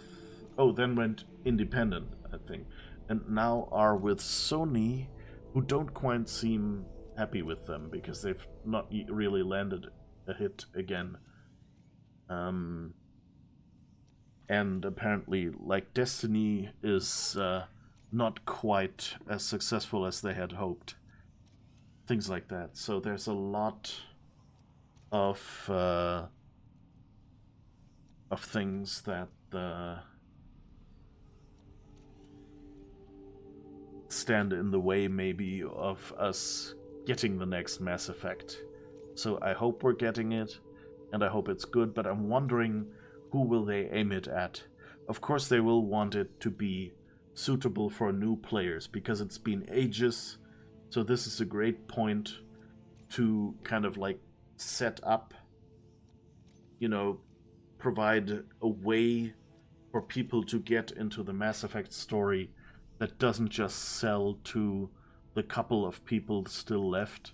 Like, there's a lot of people who remember Mass Effect and remember it fondly, but like, given how much the gaming market has grown, how much more normal it is these days for people to play computer games and to admit to it to some degree, there's only a small faction left of original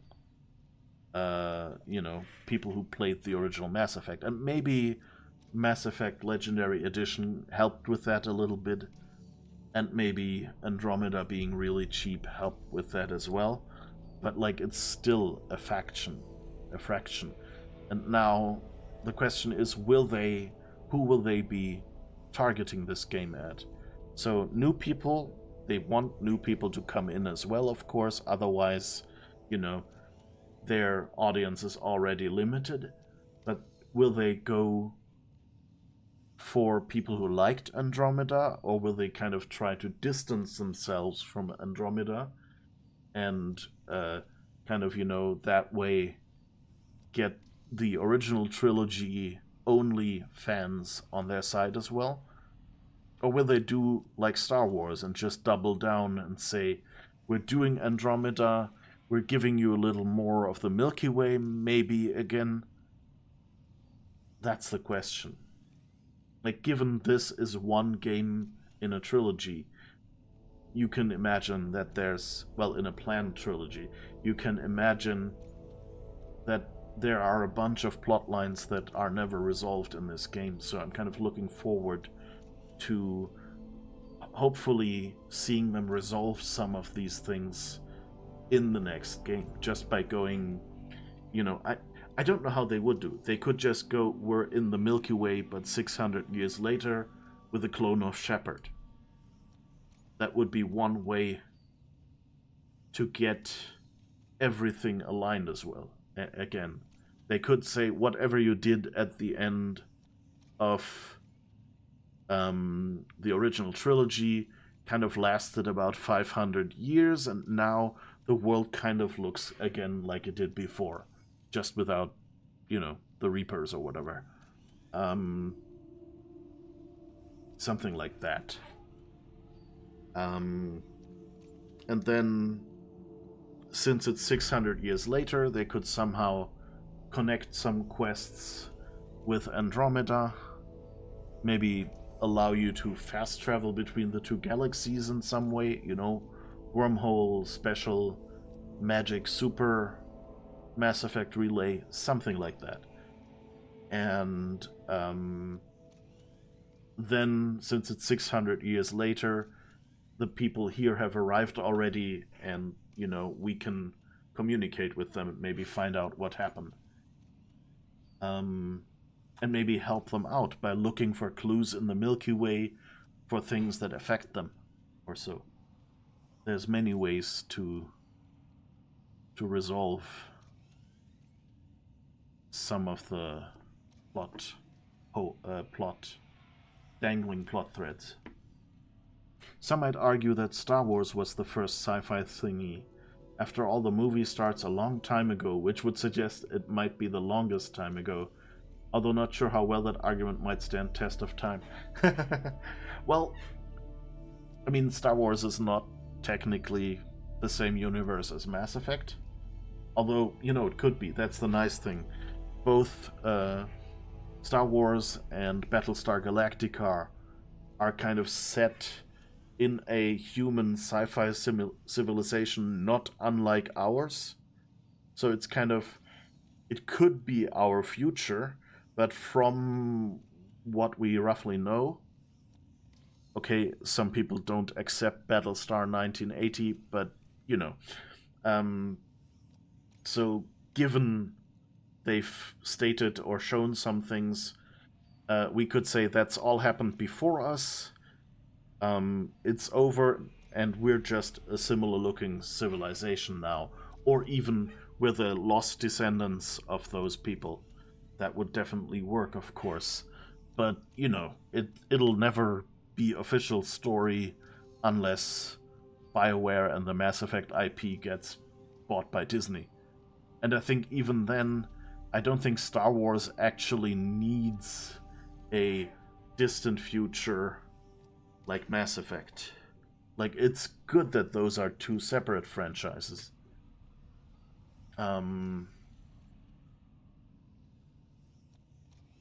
Ooh, let's hope somebody will make an epic Star Wars Mass Effect Babylon 5 Farscape crossover game. Again, I know what you get. Like, I want a game that has the aspects I like of those franchises. Or even a movie or a TV series, whatever. Sure, I'm there for it. But on the other hand, I don't think everything has to be connected in the same universe. I actually like the differences. Like, Star Wars is a fairly dirty universe, and at least for science fiction on TV and in the movies at the time, that was kind of a first.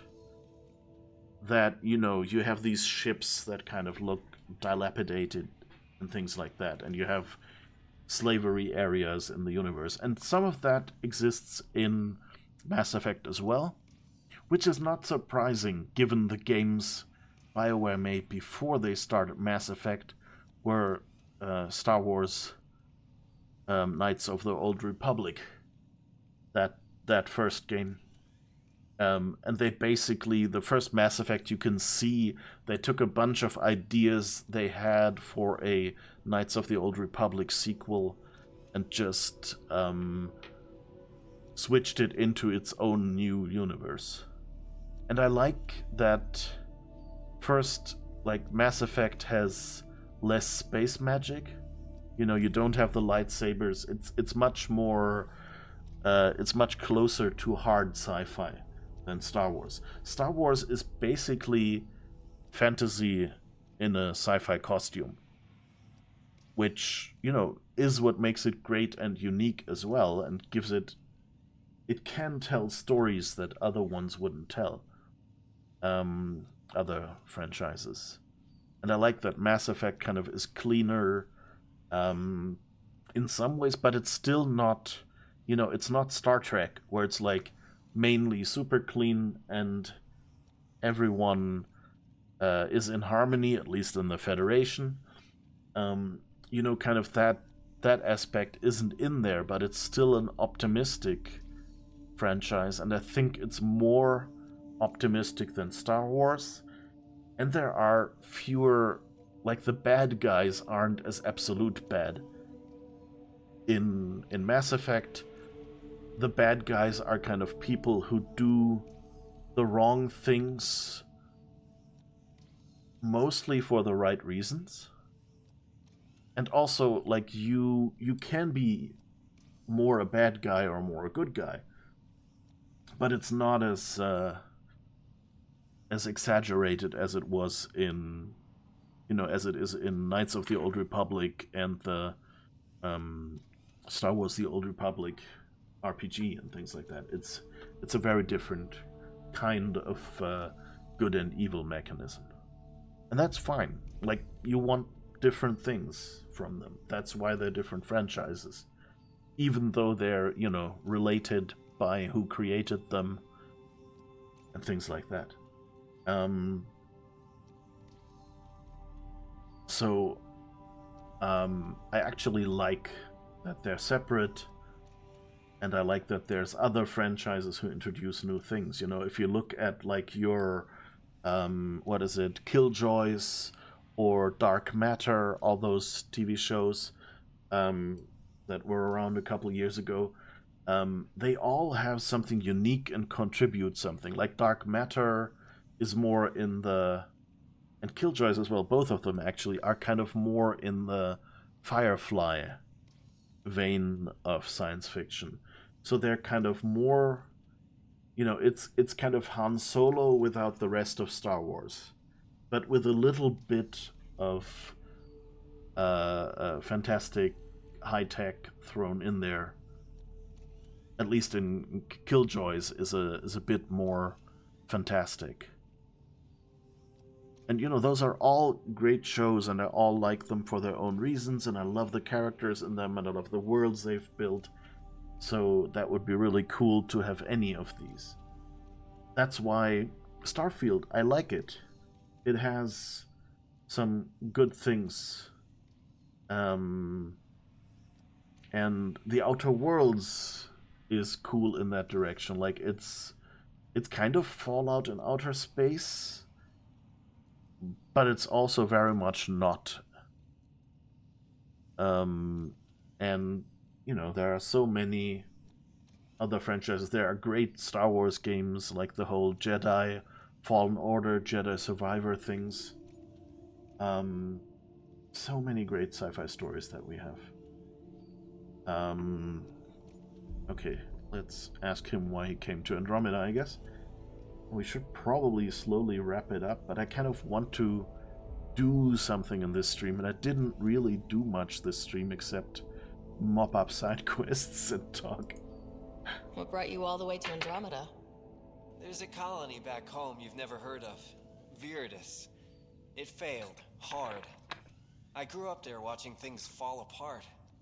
When I left, I got into infrastructure, civil engineering. Boring stuff unless you've ever lived without it. I wanted to do Viridis right, I guess. And the initiative was my best chance.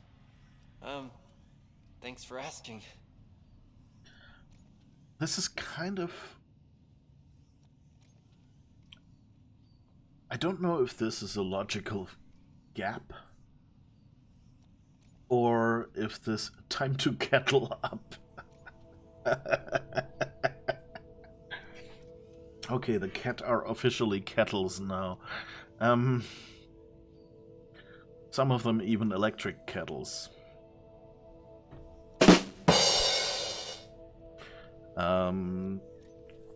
Yeah, like he... Like, you know, I don't know if this is a logic gap or genius characterization. Because Fox says, you know, he wanted to do his homeworld right this time, this colony that he saw, and so he comes here. But the thing is, that doesn't help that colony. That doesn't help even the Milky Way, you know? He's doing that in a completely different place, and nobody who was there will benefit from it. But I mean, that is how some humans' motivations are, you know? You see something that went wrong or that you didn't like, something that traumatized you, and you kind of swear you'll never let that happen again. But it's not that you're going out into the universe or into the world in our case and try to keep it happening from there, but rather you find some spot where this happens and concentrate on that one.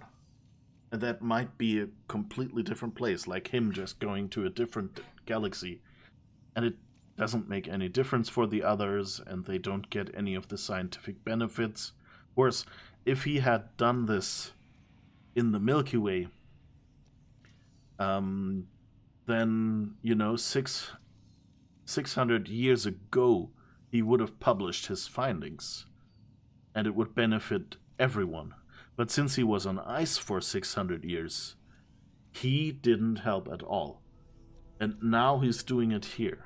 So, you know, it's kind of, if you think it through, he did an illogical thing if you expect his objective is, you know, to help mankind.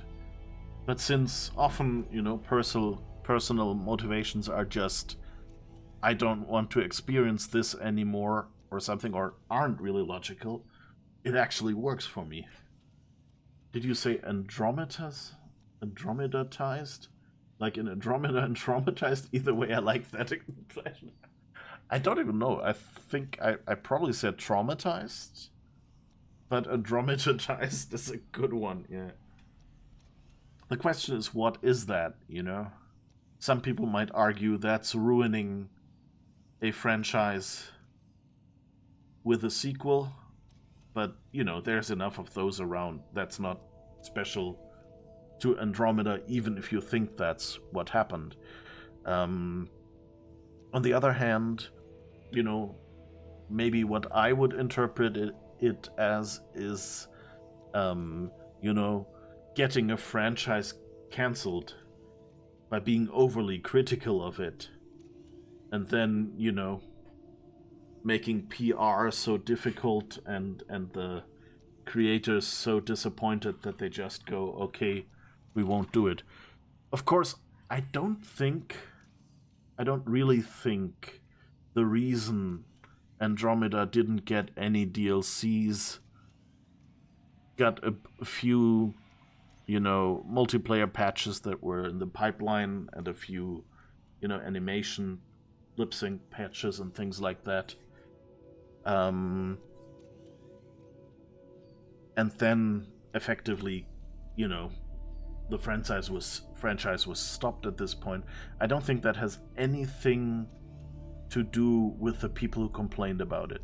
Well, maybe nothing, but I think it was a small part.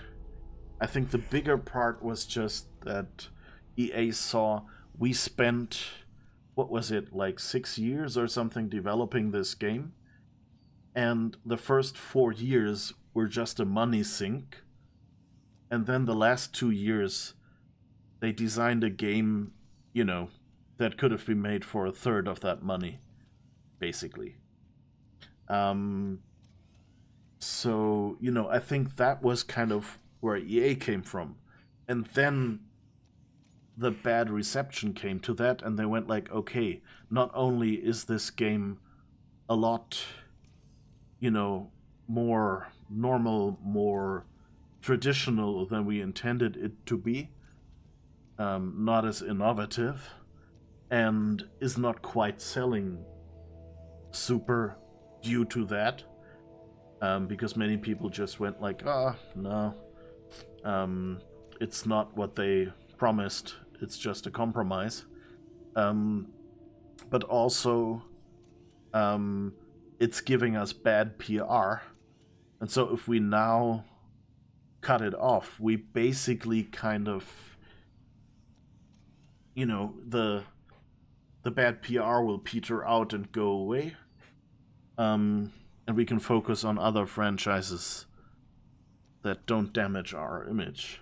And we don't really want to risk, I guess, working with these developers again, because they obviously, if they did a second part, we, who knows if they'll be successful. I don't know. So I think it was more in that direction, that they went financially it wasn't really worth it. Let's not throw more money after it. And I guess the sequel doesn't really work, so let's ignore it. Natrix sounds like what Reddit did to Anthem. Hi Natrix, by the way. I don't think we've seen you here before, but yeah, I know you from elsewhere, so hello, welcome to the stream. Sounds like what Reddit did to Anthem. Yeah, Anthem came after Andromeda pretty much, right? I think it was the next game. And I mean, I don't know. I think my problem with Anthem is that it's a completely different style of game. 17, 18, 19? What was 2017 to 19? Was that when they developed Andromeda? But that's this new version, right? They did a couple of years before that, didn't they? Or what do you mean? Okay, yeah. But I think Anthem kind of deserved it more, because BioWare is a brand. You have a certain style of game that they're synonymous with. And if you suddenly have them develop a completely different game, first it was full-on multiplayer. It didn't really have a single-player mode. It didn't really focus on story much. So you have all this audience that hears a new BioWare game and associates, single-player, story-heavy action RPG. And they all look at this and first go, yeah, great. And then as they look into what this game does, they keep getting disappointed because it wasn't an RPG. It wasn't single player. The story was basically just, to hang the missions off of. And wasn't even a lot of missions with it. And then the gameplay ended up being very repetitive as well.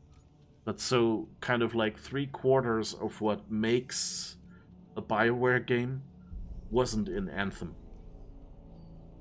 And that's kind of the point where you go, maybe, we should start a different brand or something, Maybe we should go to BioWare and say, hey, we want your people to do the work, but we'll take some of you people and put them like in a new studio, even if it's in the same offices or something,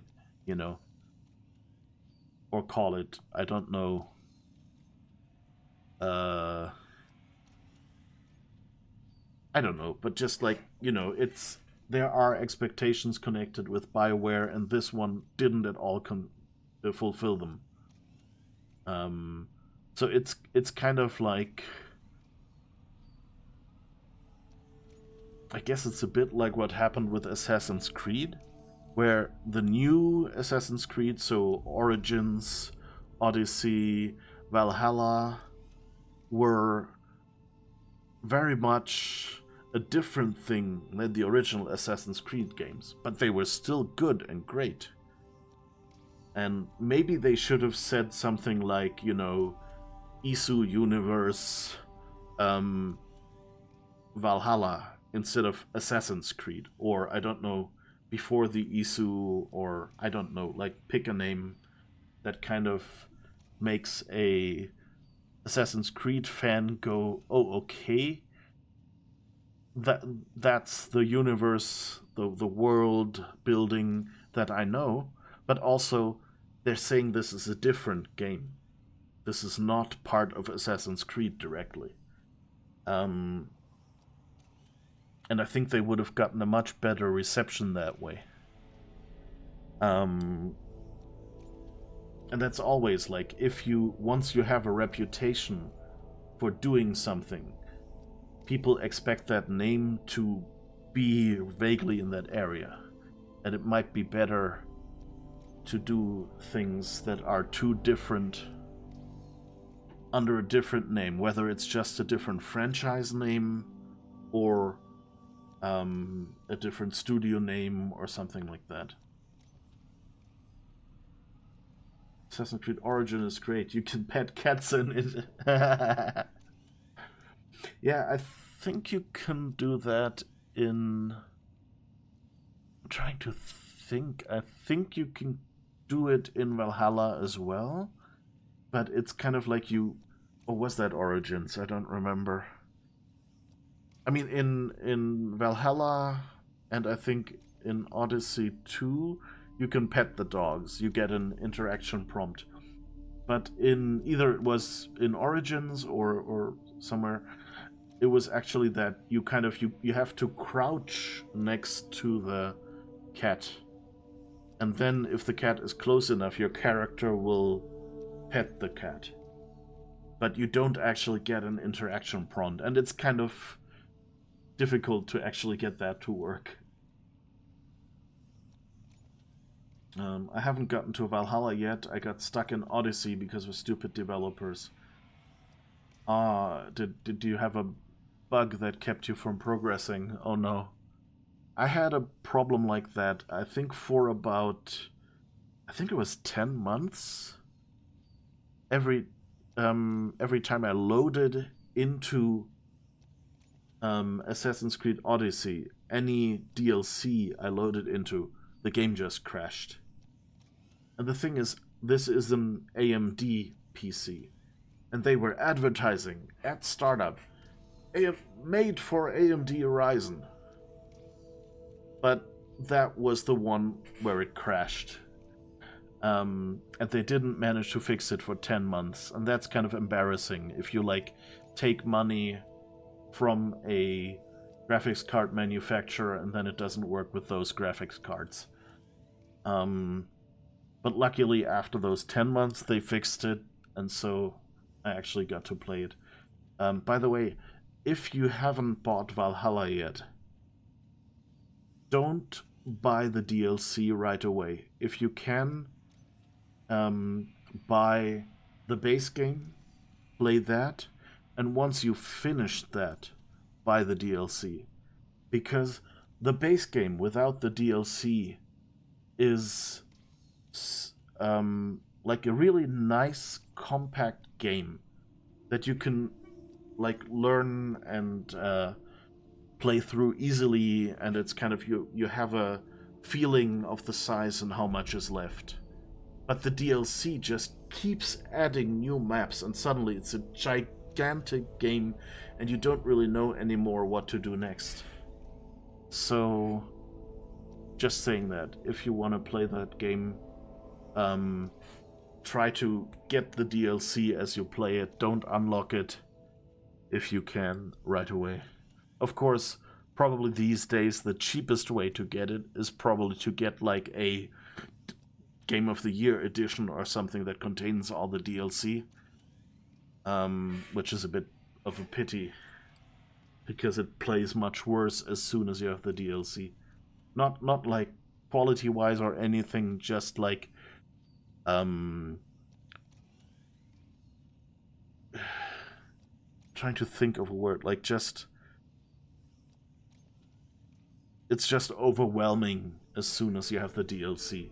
And they just keep sticking it in. And so you run around and suddenly you get a DLC quest and you don't always realize it. Kinda, you ended up in a DLC boss fight, which is super difficult, and by the time I wanted to reload out of the DLC mission, the autosaves had already rotated and there's no way to escape from the fight. Oh no. Yeah, that's bad. Yeah, I usually do the occasional hard save. Like when I stream, of course, like at the end of every stream, I make a hard save. So that means at worst I lose, what, 4 hours or something? 5 maybe if it goes like today. What are the other outpost staff like? Like Connor, you mean? She's pretty fun when you get to know her. Just don't get to know her over a poker game. Trust me. PSN price for Valhalla is weird right now. Bye, Fox. Bye. Stay safe out there. Hi, Icefire. Nice to see you come by. How's it going? We're about to, like, finish up soon, but, yeah, just as a little warning. Base game $59.99, but base game plus Dawn of Ragnarok $24.99. Oh yeah, that's weird. Yeah. I think the problem with consoles is, like, they barely ever have any sales. So most, like, if you buy a game, usually it's the full $60 over pretty much the entire lifetime of the console. Which is weird. And if you get it for PC instead, usually it's cheaper. Apparently the $19.99 of base game plus DLC is discounted by 75%, but base is not. Yeah, that's what I feared, and that's why, yeah, then I guess you have to get it with DLC, but like if you see, like if the price is roughly the same, then it works. Work roasters, okay, that's what we were looking for. Watercourse repair team, Kane Fox, team leader, Lorelei Smith, water pipes, Matthew Kinnison, VI reprogramming, attachment, course damage sheet, weather monitoring device setup, Axel Jennings, team leader, Salvarex, attachment, okay. Work rosters. That datapad mentioned the name Jennings. Here, Axel Jennings, assigned to set up weather monitoring devices all over the desert. Only one location matches the sound from the medical equipment. A monolith. Let's go. Alright. Let's do that so we've at least... let's see... it's somewhere over there. Where did we park the car? Over there somewhere. Oh, I don't think we had that when we made this a science outpost. That's fascinating. So I think those are... Either I didn't notice it a couple years ago, but I don't remember having, like, big honkin' railguns everywhere. Yeah, but there's some prices that are really weird.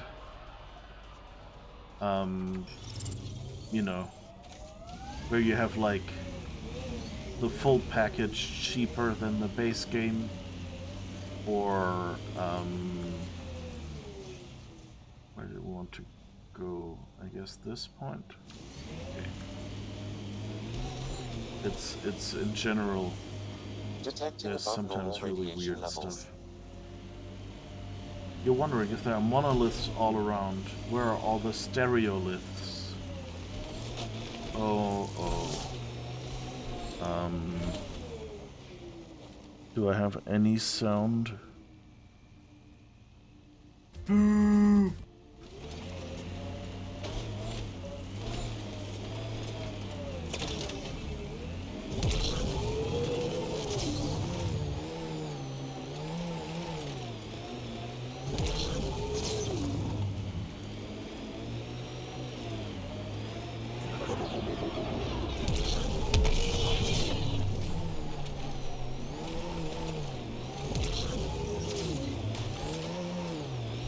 Okay, I guess I can't drive up there. Where's the next way up? Ugh. Getting slightly dizzy here. I think there's a bit of lag. Oh, and it says I have a rich This area can be resource mined zone. for resources. You can extract minerals via your mining interface.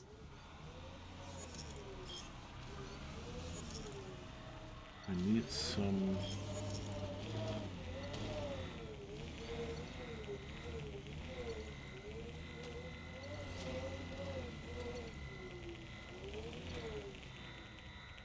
I guess let's launch a probe. Because we need some materials, and I think when we do that here, it will actually give us the resources periodically, which is a nice difference. This is not a Mako. Nomad can't climb so well. Shut your filthy mouth. Nomad is the best car ever. Not like this clown-wheeled, balloon-wheeled clown car of death that the Mako is.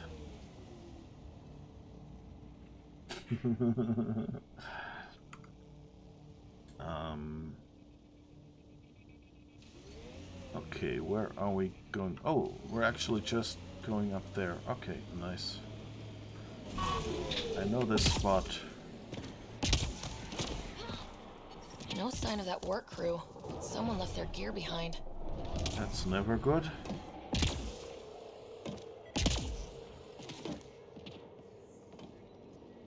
Oh, I guess. Wait, I've got an open comm channel. Easy money. Once the electrical charge builds up, we'll have ourselves some night. Lexi, found another colonist. So many. All right, send me their information. Hey. It interrupted.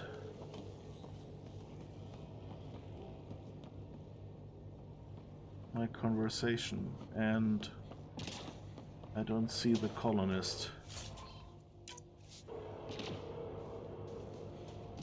Again.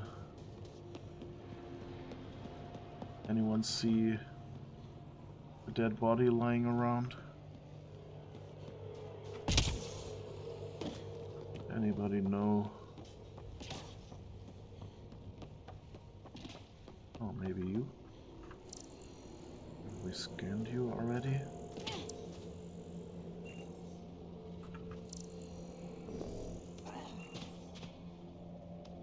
Why do they keep telling me about dead colonists I've already scanned?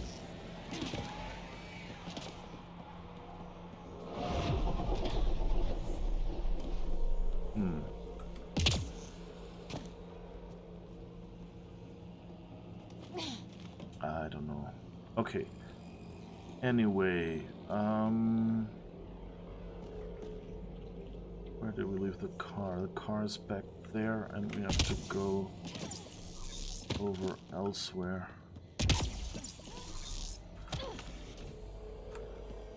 Okay. There's another mining location. This area can be mined for resources. You can extract minerals via your mining interface. Yeah, didn't we do that here already the first time we came around? I don't really see anything on the mining computer. Oh, here. Whoa.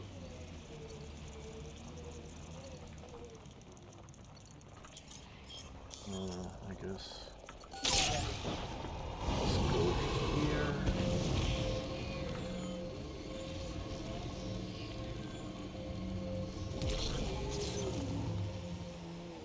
Alright. Now we have to go somewhere over there. I think we could just...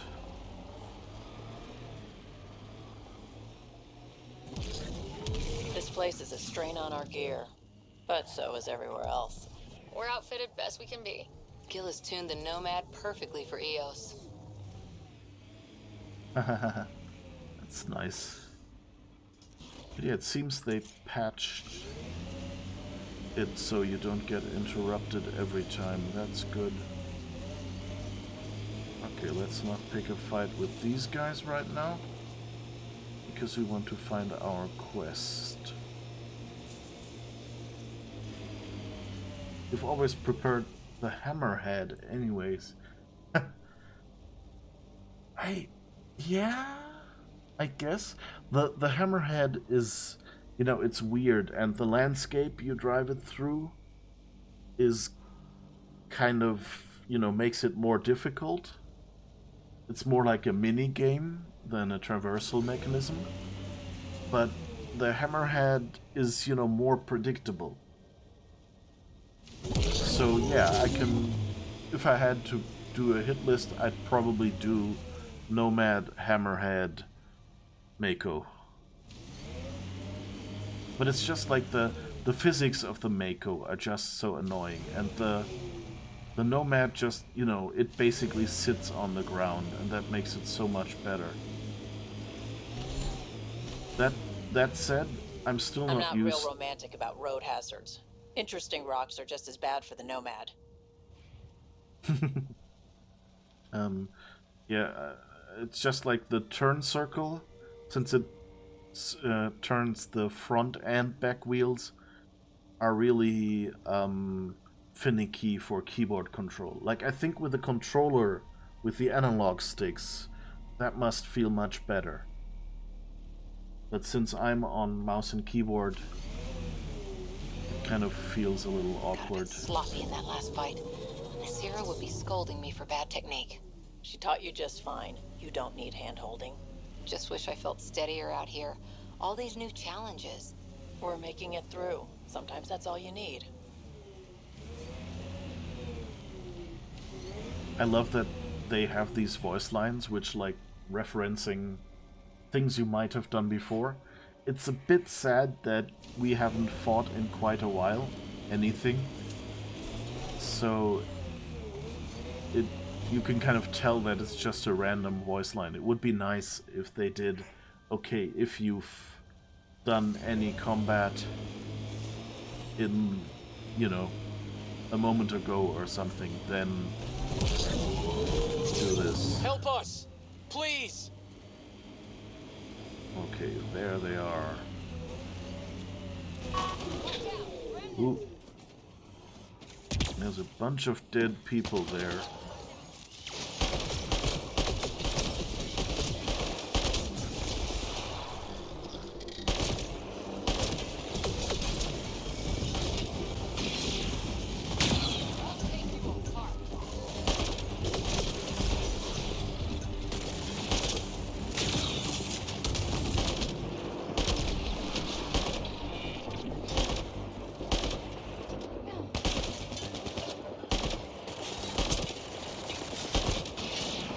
to... Okay. It's a bit difficult to hit the weak spot if Cora is constantly standing in front of it.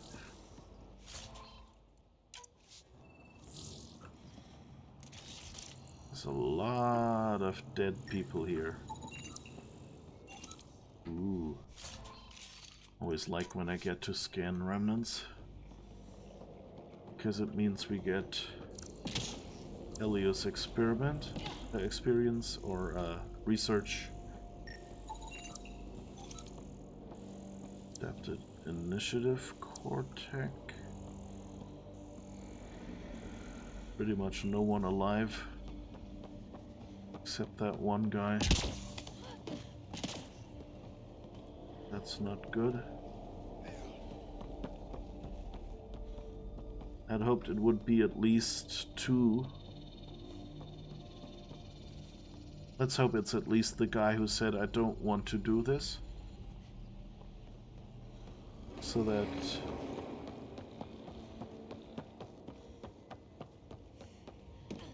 doesn't look like many survived. Thank God. You found us. Not soon enough. I tried. I left the data pad at the outpost. Jennings would have killed me if he'd known. He wanted his army of remnant workers. And he got it. What was Jennings' plan here? He thought some special electrical shock could make the remnant docile. You see how that panned out. I'll tell Bradley what happened. He'll make damn sure it never happens again. Okay, so I think...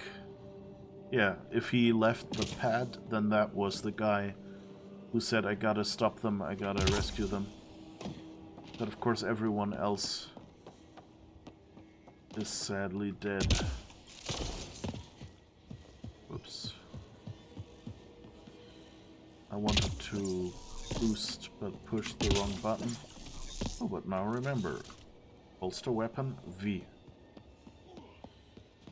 I paid attention. I hope no sandworms in this game. Nope, sadly not. Same, Nomad, Hammerhead, Mako. Okay, good. Ooh, somebody should invent pressure-sensitive keyboards so those control problems would be part of history. That would be cool, yeah? I mean, I'm not sure I have the fine motor control for a pressure-sensitive keyboard, especially, you know, since all that pressure sensitivity would be at best in a area this high. But yeah, like you know how you can set up like the trackpads on a laptop to kind of so that you can tap to click, or you can, you know, you have to actually press the button to click. And I always turn tap to click off because, like, when I'm like swiping, I always apply too much pressure, and then it's like click and drag and stuff just randomly moves around.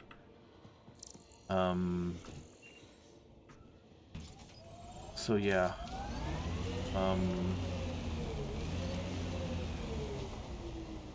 Wait. You're just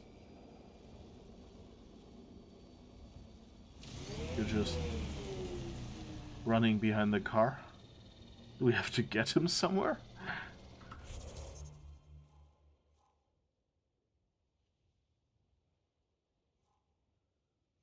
I guess we're going back here.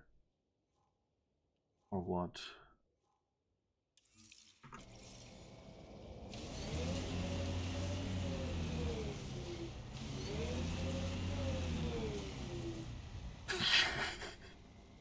It's kind of funny that they don't go and, you know, like either have a car for him. Pathfinder, this area can be mined for resources. You Well, can I'm extract not running minerals him via over. your mining interface.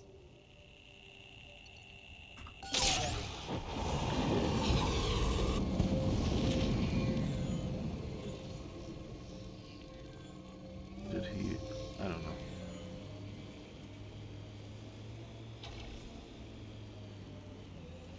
Oh.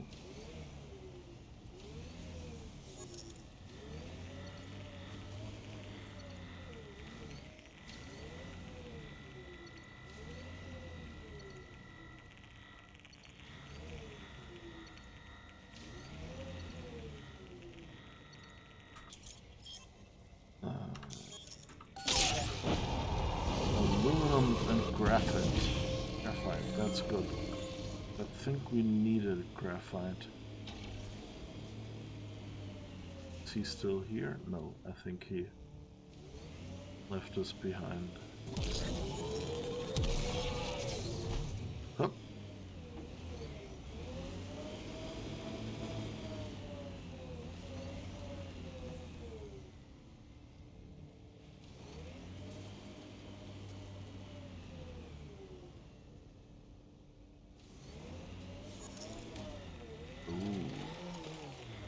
Looks good.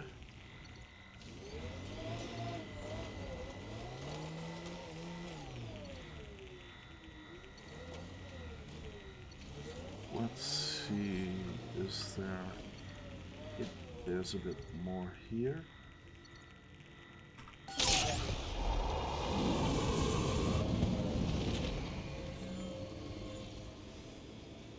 Sadly, there's apparently not much Nico or something. Oh, Odie, hello! How's it going? This is a bit embarrassing because I've been meaning to stop playing for about an hour, but just wanted to do this one more quest, which I just roughly finished. So this might be a very short raid. How's it going? Oh, Babylon Soul, you had to walk the doggos and get some lunch. Nice to have you back. Thank you. Hello. I hope the doggos and the lunch were good. Smash. So Odie, how's it going? I guess you played Star Wars, I think? Yeah, SWTOR. With 100% Pugland. Okay, no people around. Well, if you play while I'm streaming, then I sadly can't help either. Oops, where's my... somewhere up there. How the heck do I get up there? Maybe along this way. Let's see if we can do it.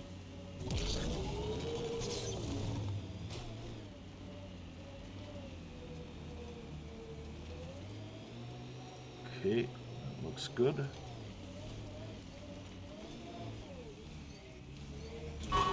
What's this? So what missions or stuff did you play? Oh, a data pad. Chief Engineer Grace Leto. Oh, I think we heard her name before. Final entry. I'm closing muster point Delta and calling the evacuation complete. No one left is responding. I swore to them. Enough of that. I couldn't even finish one damn project that might have saved them. This rock beat us and I accept my part. Joining the last shuttle out. Likely back into cryo. I won't be a drain if this is the long slide, but if there's a way to finish what we started, I'll be back. This is Chief Engineer Grace Letro, E97 Durango out. Aww. Recording initiative, cryo identification, E97 Durango. Chief Engineer Grace Leto. Last one out during the evac. She took risks and they didn't work, but nothing worked. Didn't want to go, but ran out of things to try.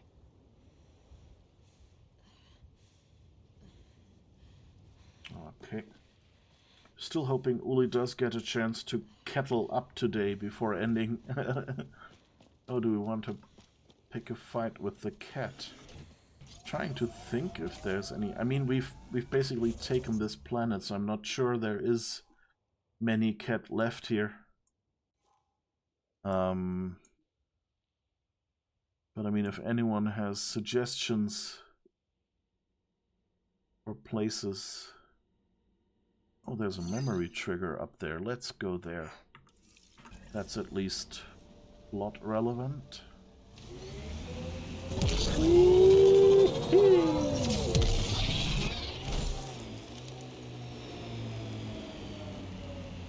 Apparently there's even 2 memory triggers.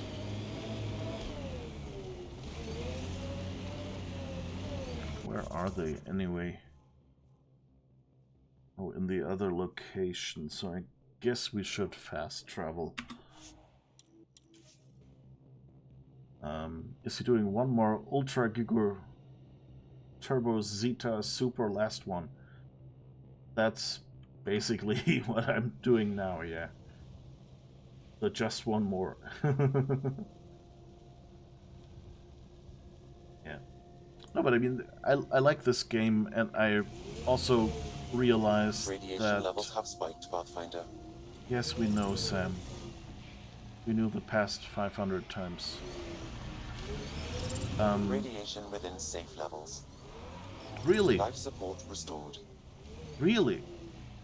Yeah,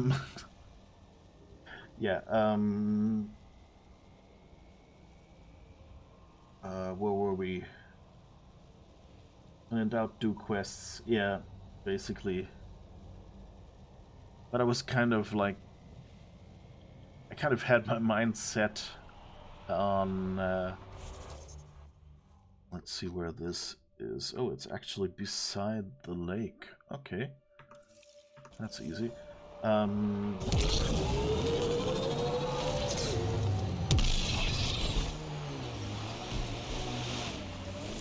Wait. Why is it taking me to my spaceship? That doesn't make sense.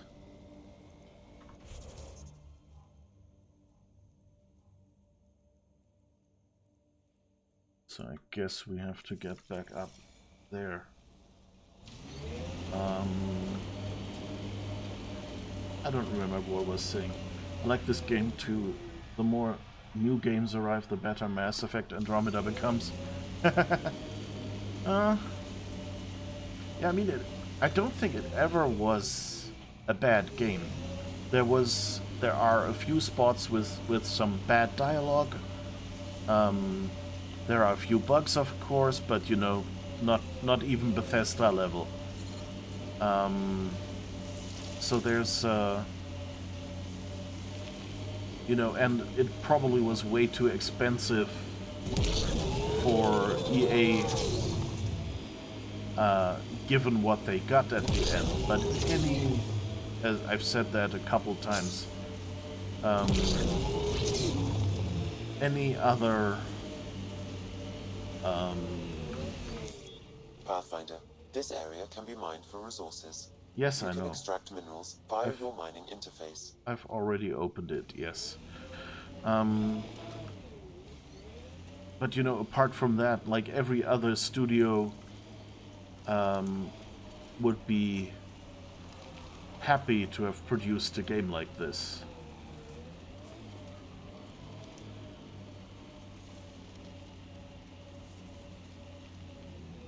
Okay, that's not really...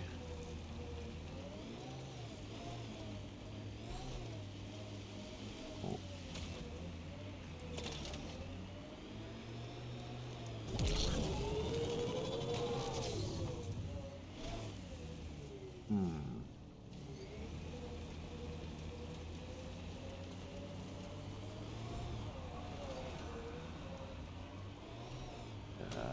I don't think this area is really worth mining. Let's just move on. Whoops. It switched off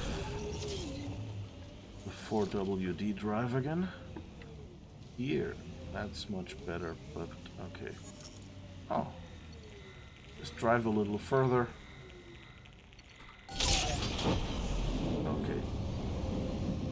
We are in an age of gaming when a good game is not good enough for farming views.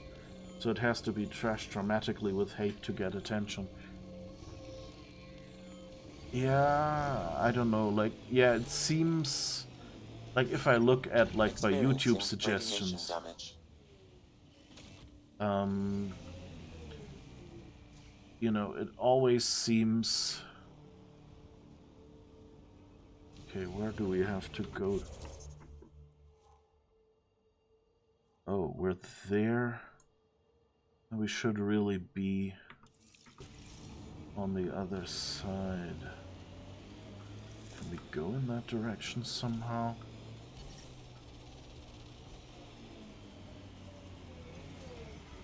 I think we have to go around the mountain here. That's one of those few things I don't quite like. Life support levels critical. Please seek safety. Oh. Life support is failing. I should probably go back home.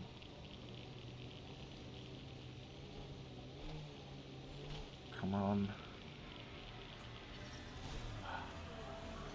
Radiation levels within acceptable limits. Okay. I thought we'd healed this planet already. Single-click miles a whole area with this mod. It's a fast mining mod. You don't have time for this farming. No, I don't really Pathfinder, this mind area it can too be mined much. for resources. You can extract minerals via your mining interface. Radiation levels are severe. Seek safety immediately. Okay, Look at that view. Wow, that sure is a sight. I'm trying to look at the potential. In 50 years, this could be a beach vacation. EOS will have holidays once we figure out the seasons. EOS feels more like a home. Oh dang, I But think it's I'm still dead. mostly hard work. The Outland Spire. You can see it from almost anywhere. Life support failing. Seek safety immediately. Let's see, maybe there's some no research station Were these near shards that. of something bigger? Can't interface with it. Guess we'll never know. Which came first, the rock or the tech coming out of it? I think I'm dead. I didn't realize there was so much more.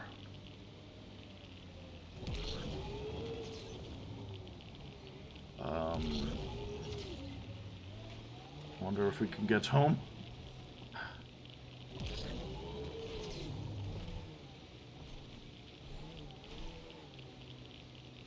That wasn't smart.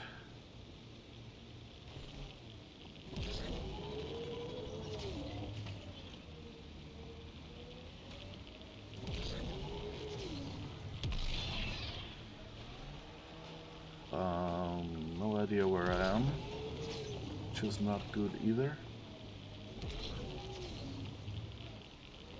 We're dead. We're so dead.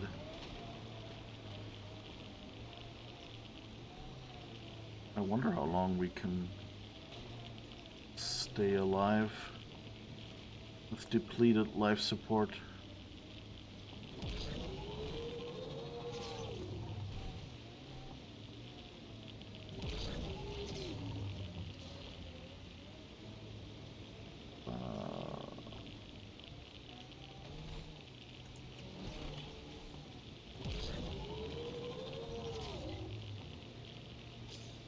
I don't think I can even get back in there.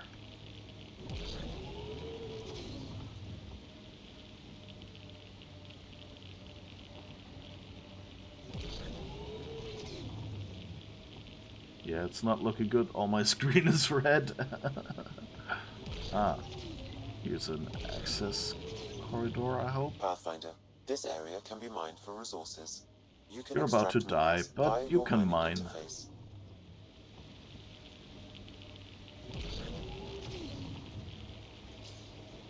Yeah, the car is not doing too well. I can't even boost anymore. Oh, I could extract, I guess. But let's see, you know. We've gone this Detecting far. above normal radiation levels. Really, above normal. But, you know, we just already had... Whew. Radiation within safe levels. We might be slightly on fire.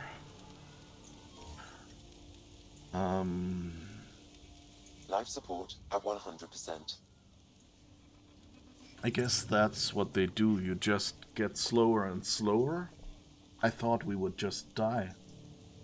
I think that's what happens when you're on foot. Oh, but this is kind of... anyone got some marshmallows? Or, you know, bratwurst? Or, you know, Polish sausage? Something like that? Corn on the cob? Anything?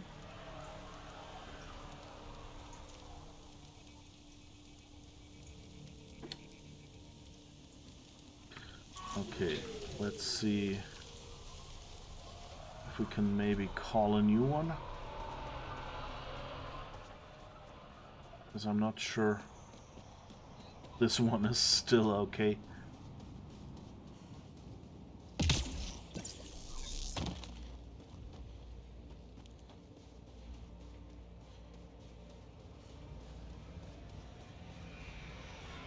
Curious, does the fire go out if you drive in the lake? Okay, we'll find out. Either it auto repairs.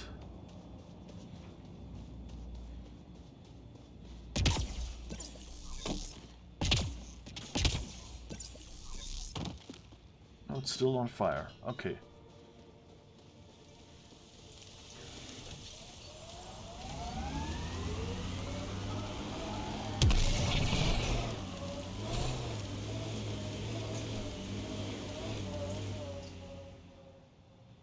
Doesn't seem to work. And it's still on fire. Sorry. Okay, but now we know. They should have...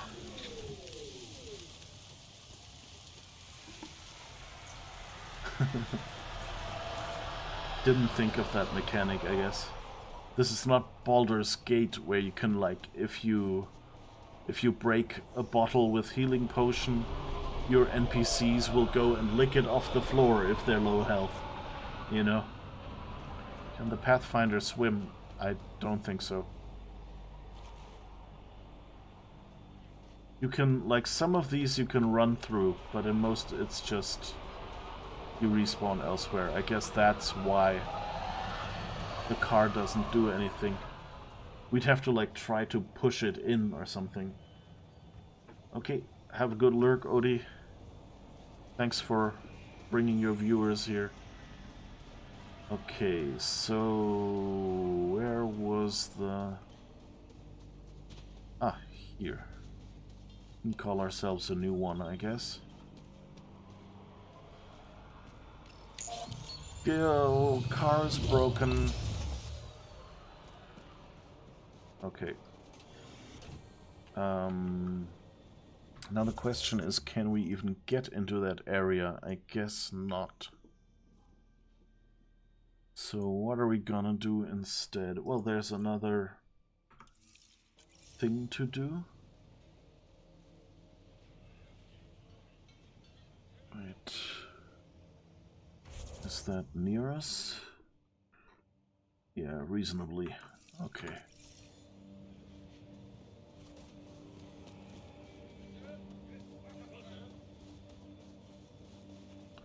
Let's see.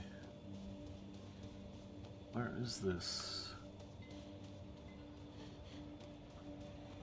Isn't there like a nice little light? Guess it's in there somewhere.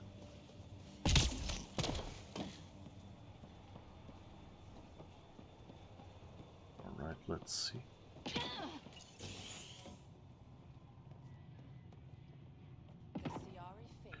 Of course, it's downstairs.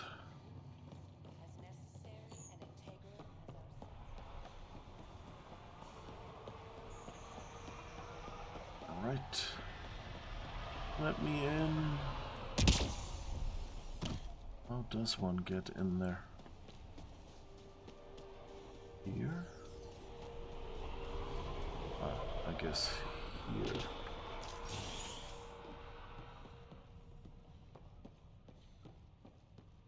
Pathfinder, over here. A major domo. master of the house, or first of the house, or something like that.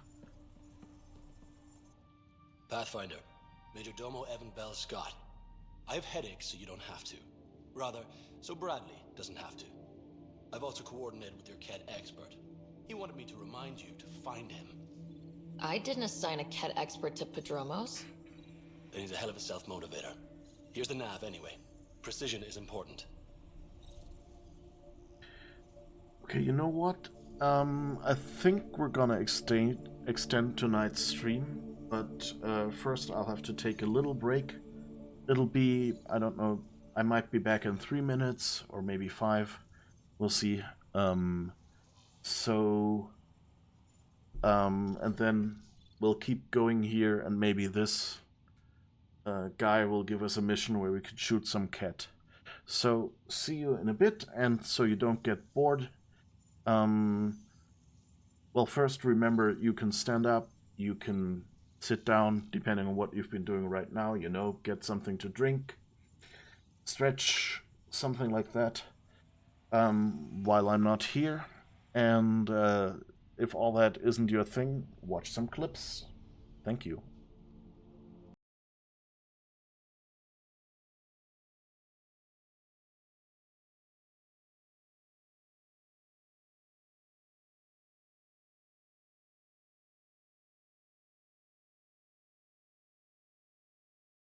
One trick you can do with the larger ones of those is to you can put them on a table, you know, so this would be like the tabletop, and then the rings in the back are just large enough that you can like put like a USB cable or something through it that you've plugged into your computer, and it will kind of, you know, like protect it from like falling down once you unplug it or something. So if you have like I don't know, like a keyboard that you hook up to your laptop or something, you can guide the cables so they don't hang around wildly and keep them from falling off the table when they're not plugged in. And ages ago I bought this little box full of those. Always a bit of a difficulty how much you do.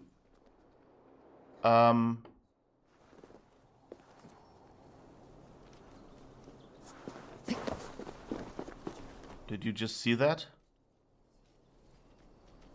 I think that was a bona fide to paint their sails red. I see a white sail and I want to paint it red. No colors anymore, I want them to turn red. Luckily red and black rhymes, so I don't even have to change the lyrics much. Elmira, Elmira, please come home. Elmira, she left one day to work the clay, but never did come back this way. I'm just making up a melody on the spot, I'm sorry. They say she found a silver vein longer than the empire's reign, running deep the miner's way, looking for the light of day. Elmira, Elmira, please come home, Elmira. She's down there still and always will, but be my sweet Elmira. It's kind of like Oh My Darling Clementine, isn't it? Elmira, Elmira, please come home, Elmira. She's caught down in the deepest deeps, never eats and never sleeps. They say she sometimes calls my name, or that by now she's gone insane. Turning left and all about, searching for the right way out. Elmira, Elmira, please come home, Elmira. She's down there still and always will be my sweet Elmira. Polar shark, do do do do do do. Polar shark, do do do do do do. Polar shark, do do do do do do. Polar shark. Polar shark, do do do do do do. Polar shark, do do do do do do. Polar shark, do do do do do do. Polar shark. I'm a Viking and I'm okay. I sleep all night and I work all day.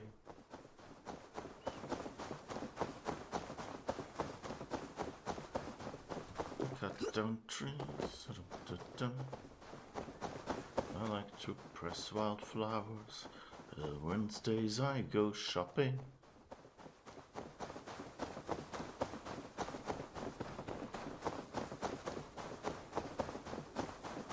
And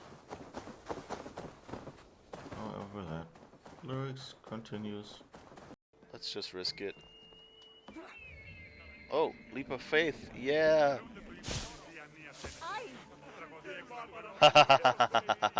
Yes. Thank you. Ooh. Sorry. Another photo up. This time, selfie. There's a handprint on the shower curtain. Oh, sorry. I'll have to... Let me do that again. No, that doesn't show up on the... Does this one work? Okay, that good.